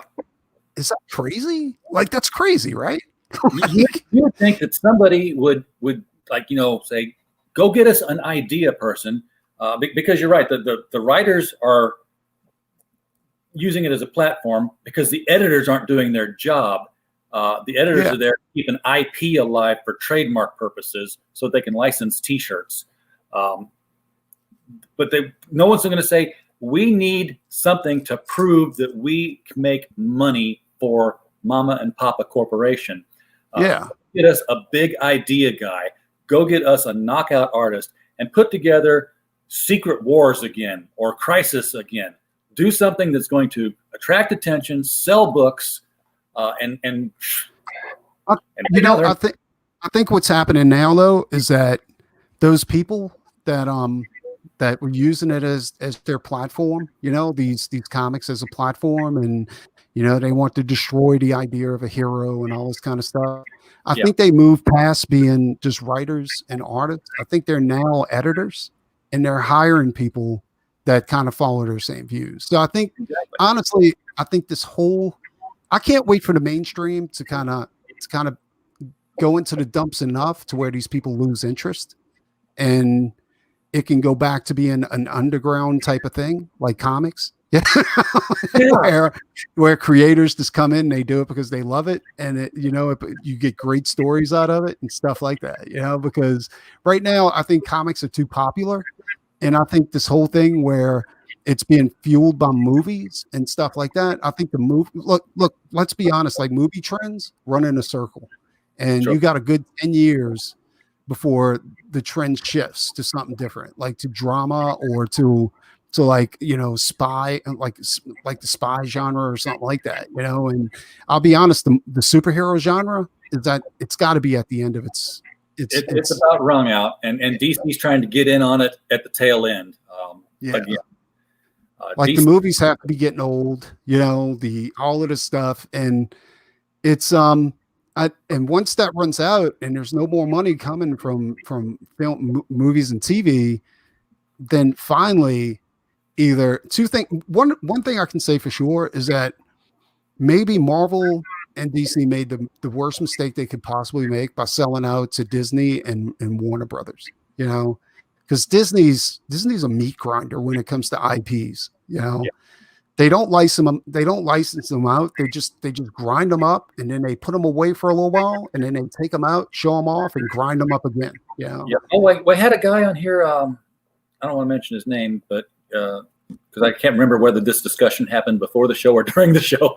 But he was hired as an animation producer for a while for Disney, and he was doing one of the foreign animation films for him. And he was going to his boss and said, well, should I do this? Should I do that? And his boss told him, says, don't do anything. Just sit down. It's not going to go anywhere. They own it to own it. They're not going to do anything with it. And lo and behold, they didn't do anything with it. And it was very disheartening for him to, think that, hey, I'm an animation producer for Disney. I produced absolutely nothing because that's what they told me to produce. Yeah. Well, let's put it this way. Like The Incredibles was one of the top earning movies for Disney, and they never want to do a sequel. Like they just did one, and who does that? You know what I'm saying? Like when you just capitalize on it, it's nothing for them to crank out another Incredibles, but it took them almost a decade before they actually came back to it. And they're like, all right, I guess we'll do another one. We had like 4 more Toy Stories between then and there.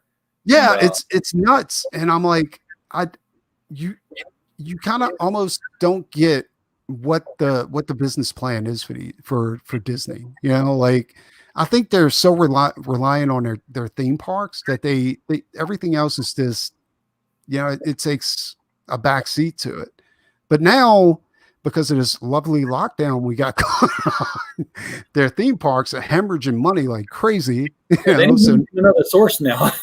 Yeah, so now they're taking a hard look at everything, including Marvel Comics. So I don't think they're, and don't get me wrong, I in no way think they're going to make any changes to Marvel Comics.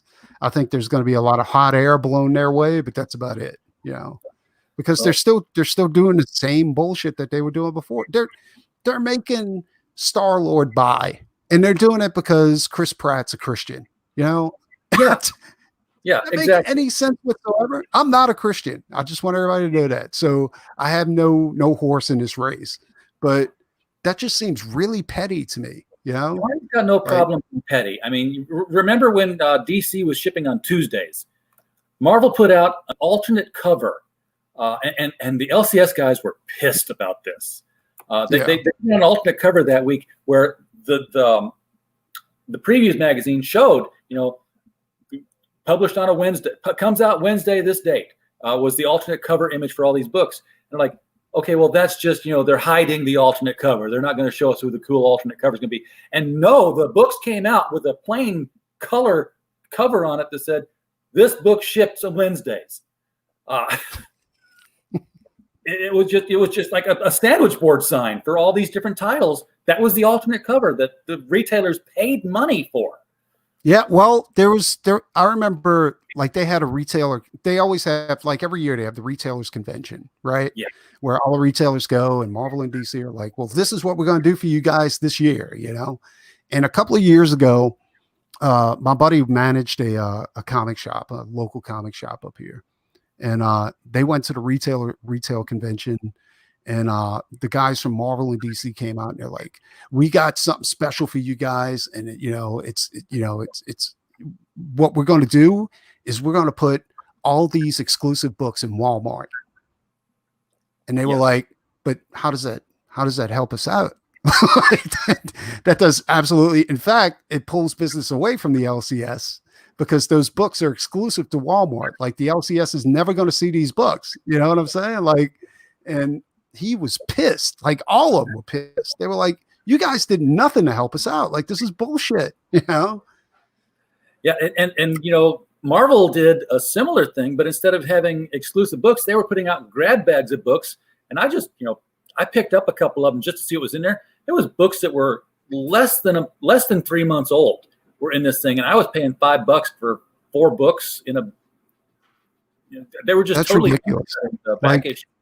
Because they don't give a shit. They don't give a shit about any of that. Like the most ridiculous statement they came out with, like the writers and the artists were saying, like the comic buyers aren't our customers. It's the LCS. I was like, what? That's it's like, that's insane, dude. That's because there's no returnability. So as soon as the LCS forks over the money 3 months in advance, they've sold it. They're out of it. You know, it's not on us anymore. And you have to have a guy rape a child before they'll buy your books back. Well, let's talk about Diamond. You want to talk about Diamond? I mean, because Diamond, they would like, not only were they over shipping books, like I'm talking about Marvel and DC. Like this is coming from my buddy who managed the shop. Not only were they over shipping books, but Diamond, they did not care how they shipped those books. Like they would send you 2 or 3 books in this big, huge box, and they were just loose inside this box, just banging around the whole time, you know? Yeah, and, hear that all the time from the LCS guys. And now and Diamond wonders why people don't like Diamond? Are you fucking kidding me? It was very funny when DC said, you know what, we've got to sell books. And I'll give it to Jim Lee on this one. He was ahead of the curve trying to keep business afloat during all of this shutdown stuff. When he said, you know what, contract's up with Diamond, don't renew. We're going to go to Lunar and we're going to go with this other one. And all of a sudden, Diamond's who's like, we can't ship to. Did we say we can't ship till August? No, we can ship in May. Yeah, we can make it happen in May. And they got back on the stick and started shipping books out again. But you know, DC, that train had already left the station. But yeah, it's like, you know, 3 boxes come in. There's a book in each one. They're paying the shipping. And I'll tell you another thing. When you talk about overships, I talked with a Diamond representative on the phone about this, about how the sales numbers are calculated, and they absolutely count the overship numbers as a sales figure. Yeah, they do. So and if they want to sell 1 million copies of something, they'll just ship 1 million copies of it, even if they only sold 50. It makes you wonder, like, what kind of profit margins are they actually looking at? I mean, the real. I'm not talking about Hollywood, like fucking, like fucking mathematics or whatever the fuck they're doing. I'm talking about actual numbers. Like, you know, they have to be functioning at a loss on each title that they're producing. They have to be because each comic shop, number one, the biggest scam ever is shop exclusive covers. You know, that's the biggest scam ever, especially with Marvel, because Marvel, they make you buy 3,000 books to go ahead and have your shop exclusive there, right? But you have to buy 3,000 copies of that one book. I'm saying, like, that's insane. And then my buddy was trying to get me in on it. He was like, I'm Venom #1's coming out, and I'm gonna try to get you to do the cover. We're gonna have you paint a cover for our shop exclusive. And he was like, and I was like, dude, that'd be awesome. And then he checked into it and he came back to me. He was like, ain't gonna happen. He was like, number one, we have to be 3,000 deep before they'll let us do a shop exclusive. He said, 2, we're not allowed to use any other artist but a Marvel artist, you know? So, and I was like, that fucking sucks. Now, Valiant was a lot better. That's how I got to do the Valiant exclusive. Number one, the character I did was a New Orleans based superhero, you know, Punk Mambo. And the other part of that was that Valiant was willing to work with the shop. Like, it was supposed to be 500 minimum, but they were like, no, we'll let you do 300. And they were like, and I never got paid by the shop. I got paid by Valiant, and I got registered as a Valiant artist, you know? So they were like, no problem.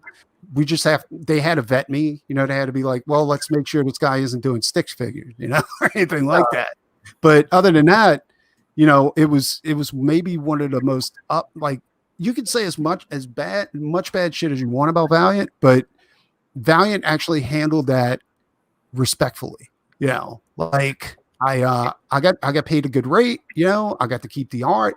I got paid like $600 to do the cover. And that was a few years ago. Like I wasn't making a ton of money, and that was way before the COVID thing. Yeah. And yeah, and I don't know what they're making on comics at a publisher, because they're not selling. Not that the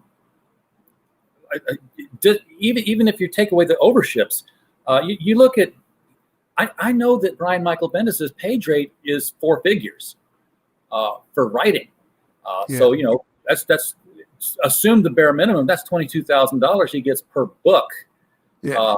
If they sell 20,000 copies of that book, they're not getting the full cover price on that thing. I guarantee you they're not paying those artists $22,000 per book. No, the artists aren't getting 4 figures on the page. I don't think they are. No, they're hiring artists from out of country, and they're like, I met a colorist that was working on one of these, and that's another thing too. Like a lot of these colorists are doing the heavy lifting on these books. They like that's one of my biggest gripes about modern comics is that they have so many restrictions now. Like a buddy of mine wanted to draw Spider-Man. Like he really wanted to draw, and he had kind of an American anime type of style, but it was really good. Like he was right there with Joe Mad and Todd McFarlane, and his style was perfect. And they told him that they are not hiring cartoonists. Like they're only doing serious art.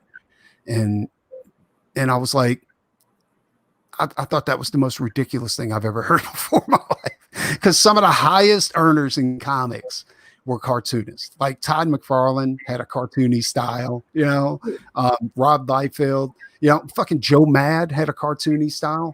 All these guys, were top sellers. Yeah, and I'm like, this is crazy. But they told him straight up, they were like, you will never draw for Marvel Comics. They told him that straight up. But then you realize, like, they're hiring guys like Greg Land, to do like 10 books, and he's not hiding that he traces everything, like he doesn't just trace everything. He uses the same image multiple times within the same book. So that is the most insane thing ever. And what even trips me out even more is that he's got fans, that will go to the mat for him and defend him. And I was like, really? Greg Land? I was like, that's crazy. Like they worship this guy like he's Joe Mad. And I'm like, that's nuts. I got him confused for a minute with Big Horn, whose work I really liked. Greg Land. Yeah. No, Greg Land's completely different. Like this guy, he's the one that traces. He does stills of pornos and traces the models and stuff like that. Because you can draw. It's crazy. Isn't he the one who did the lifts from Aliens for Marvel? Yeah, he also lifts artwork from other creators too. Like he has no scruples whatsoever. Like I think he's. I have no respect for the guy. I'm sorry. I just. There's none to be had there. But the guy's he's got to be making a ton of money, right? I mean, because at one point he was doing X-Men, he was doing like fucking Squadron Supreme, he was doing all these different issues, and you could tell it was Greg Land because he like swiped the same photos for each issue. For each title, he was using the same swipes over and over again. I mean, it's crazy. I'm seeing a lot of good artists with coming out of Brazil and Argentina and Chile, because the page rates are so low, and I'm looking at their pencils. I'm like, these pencils are tight. These pencils are on line with what used to be in top selling 80s and 90s books. Yeah. Well, they're smartening up now because they're actually doing like crowdfunding. They're doing stuff. And they should be. I mean, I don't know. I mean, it's honestly, I can't wait for the comic industry to die, the mainstream to die enough to where these people just lose interest and it can go back to like the grassroots creators, you know. And but like I said, the biggest mistake Marvel and DC ever made was selling out to a bigger corporation, you know. So there's a good possibility that these characters, once they die out, they're just going to remain dead, you know, because you know who they going to license those characters to. I mean, Disney never does that. They never license characters out like that, you know. Like I don't know. Is to live 70 years beyond that, and then you can start telling public domain character stories. Yeah, yeah, yeah. But the way Disney's got that locked down too, because I think Mickey Mouse should have been in a public domain like years ago. Yeah, they keep the law keeps changing as it moves along. I thought some of Mickey had gone finally into public domain, copyright wise, but not trademark wise. Like you could Steamboat Willie and stuff like that. You could sell copies of that. It could be, or at least the prints of it. But that they might have changed that again too. It seemed like the last time they changed copyright law, people were like, okay, no, you can't do that anymore. Well, from what I understand, like Mary Marvel, Captain Marvel, and Captain Marvel Jr. are all in public domain too, right? Like the older stories are, yeah. Yeah. The characters, not so much, or okay, so the way I've understood it, and who was I talking? I was talking with somebody just recently about this, like last night recently, and I'm already losing the plot on it. But yeah, you could have a story with, like, say, John Carter of Mars, because he's public domain now. Mm-hmm. But the book would have to be called, Martian Tales. And then you couldn't put John Carter on the title. Yeah. Well, you could, but you could say, featuring John Carter in plain type. You can't give it, assuming John Carter had a distinct font. Let's say Conan. You couldn't use the Marvel Comics Conan font for any of that, or any of the Ballantine books. You'd have to have it almost like Times New Roman or Comic Sans, starring Conan the Barbarian.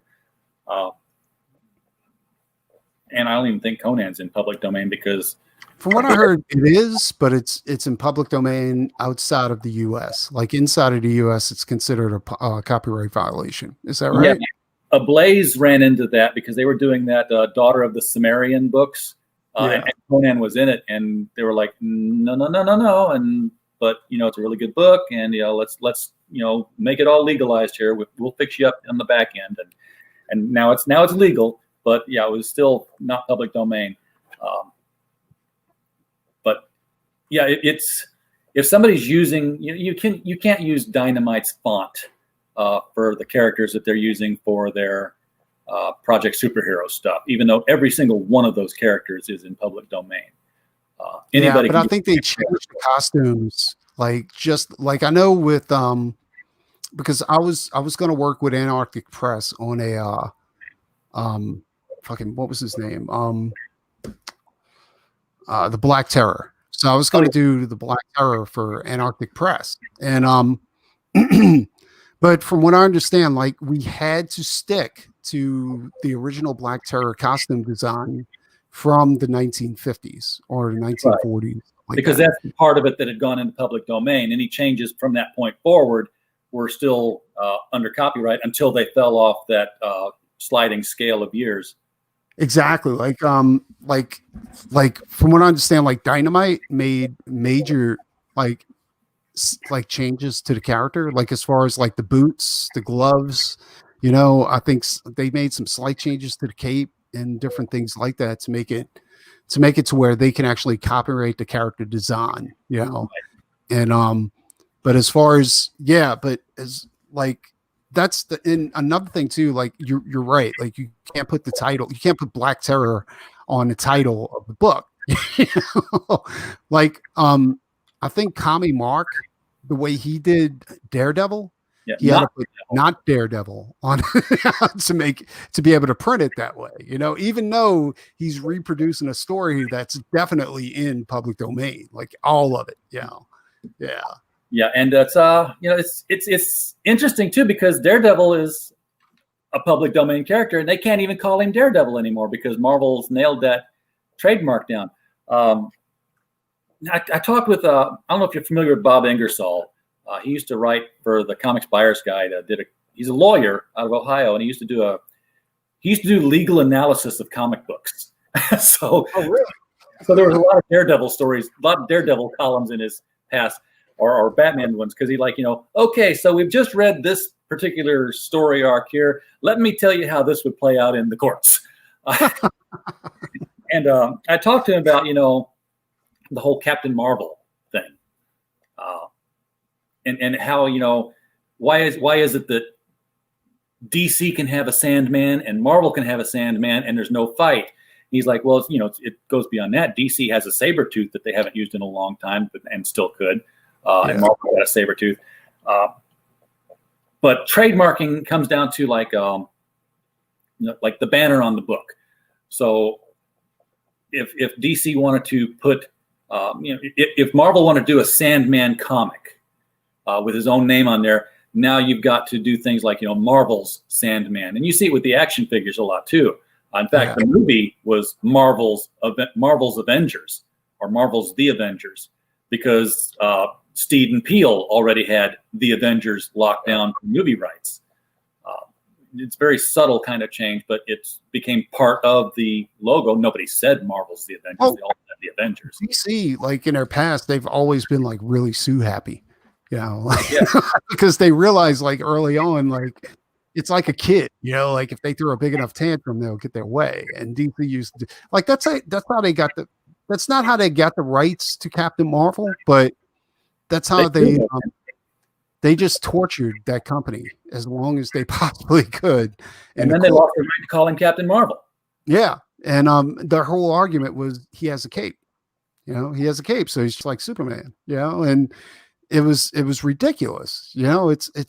But then they did the same thing with Wonder Man. They were like, no, you can't do this because we got Wonder Woman. So Marvel had to shelve Wonder Man for a while, and it's craziness, but I think they finally relaxed on that. Like they relaxed on it in the 70s. I don't want to say finally because it's been a long time since they relaxed on it. And then Marvel kicked out Squadron Supreme, which was like, the ultimate FU to the Justice. Yeah, exactly. It's like, we talked all about that too. Yeah. I mean, it was a parody of the but the thing about that is that I think all those characters were pre-created. They were already in Marvel. They just took them all out of. They were all like C characters, B or C characters. Some of them were put together for specifically to mock the Justice League team. Yeah. But the thing is that I asked Bob. I said, so technically, as long as they weren't violating a logo, DC could put out a book called Arachnid Adventures, starring Spider-Man. Yeah, a totally different character with totally different power sets and nothing at all like the Amazing Spider-Man. He's like, legally they could. They would be inviting a lawsuit, so they won't. Oh yeah, lawsuits are costly, even if they would win it, because legally they could do it. It's Oh yeah, it would be a battle of attrition. Yeah, because Disney has deep pockets. I can say this from experience. Like I used to be one of those guys that would get angry and act instead of sitting back and thinking about it. And when I after my divorce from my first marriage, I had some artwork stolen from me by a corporation. I can't talk about it because I'm under a gag order, but if you Google my name, you'll be able to find it. And they had some deep pockets and I didn't. And when we walked into the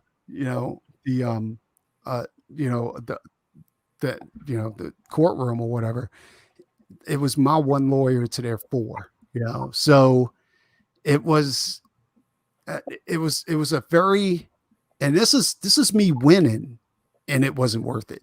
You know what I'm saying? Like, I mean, I know a guy, he can't talk about it either anymore. But, other than I interviewed him while it was still going on. So that interview is still live on our site as a reprint. But he sued or worked out in court, I'm going to say, worked out with Image. He had a book called Wild Stars. Yeah. That he was publishing, and he had a trademark and a registered copyright on the logo and everything. And then Image came out with Wild Star. Yeah. Yeah, I remember that. Yeah.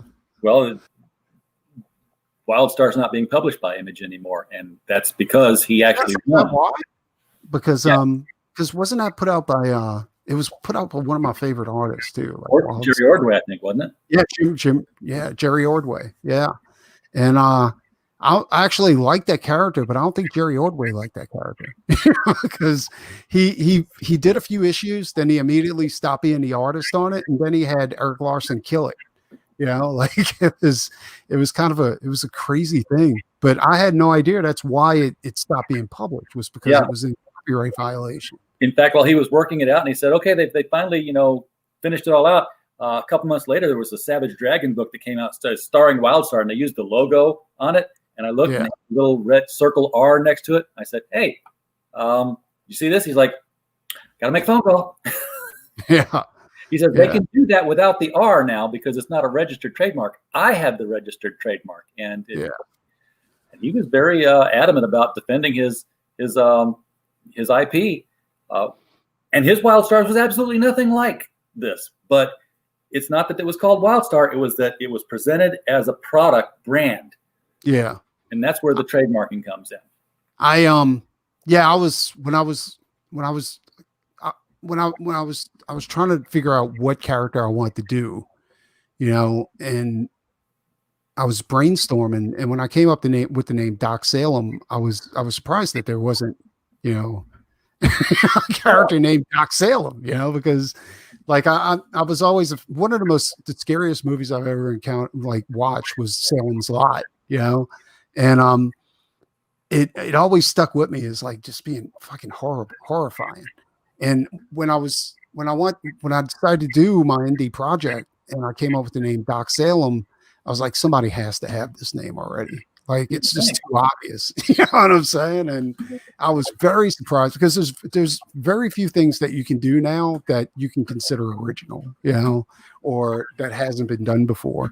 And that was one of the things that I was, it tripped me out. And but there it is, Doc Salem. So and it's all yours. Preston, we've been here 2 hours now, and I think we've pretty much talked everything out. I've still got this up here.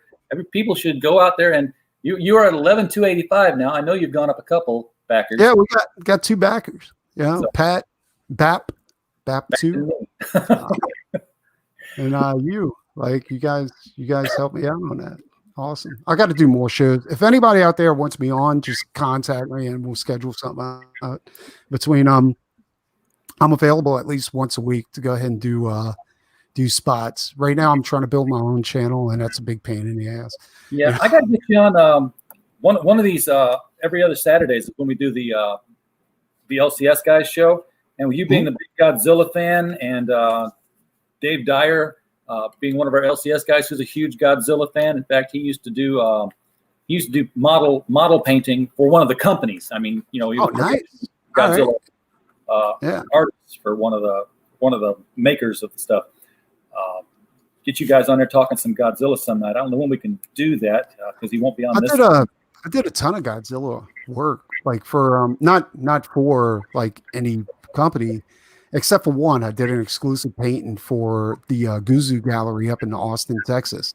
That's the Fun. There's I think they're sponsored by Funimation, and also they do exclusive like Godzilla type work over there, So I did something for those guys, and because they had a big opening for the Shin Godzilla movie, and but other than that, I've done a bunch of like paintings, but it was mostly commission paintings. I'm looking at something like February 27th to maybe we'll get you on as a co-host. Yeah, I'm down with it. I love Godzilla. Cool. Huge Godzilla. Some good conversation we had there. Anyway, I'm going to let you go get your rest here, and appreciate you being on here. Glad you brought us Doc Salem. Can't wait to read my physical copy. Now, I like reading physical copies more than digital. Me too. I'm a I get collector. heavy reading Yeah. digitally for some reason. I think it's because Yeah. I'm looking at at a weird angle to look at the Well, screen. it's the whole thing is trying to drag my desktop around so I can read my book. Is yes.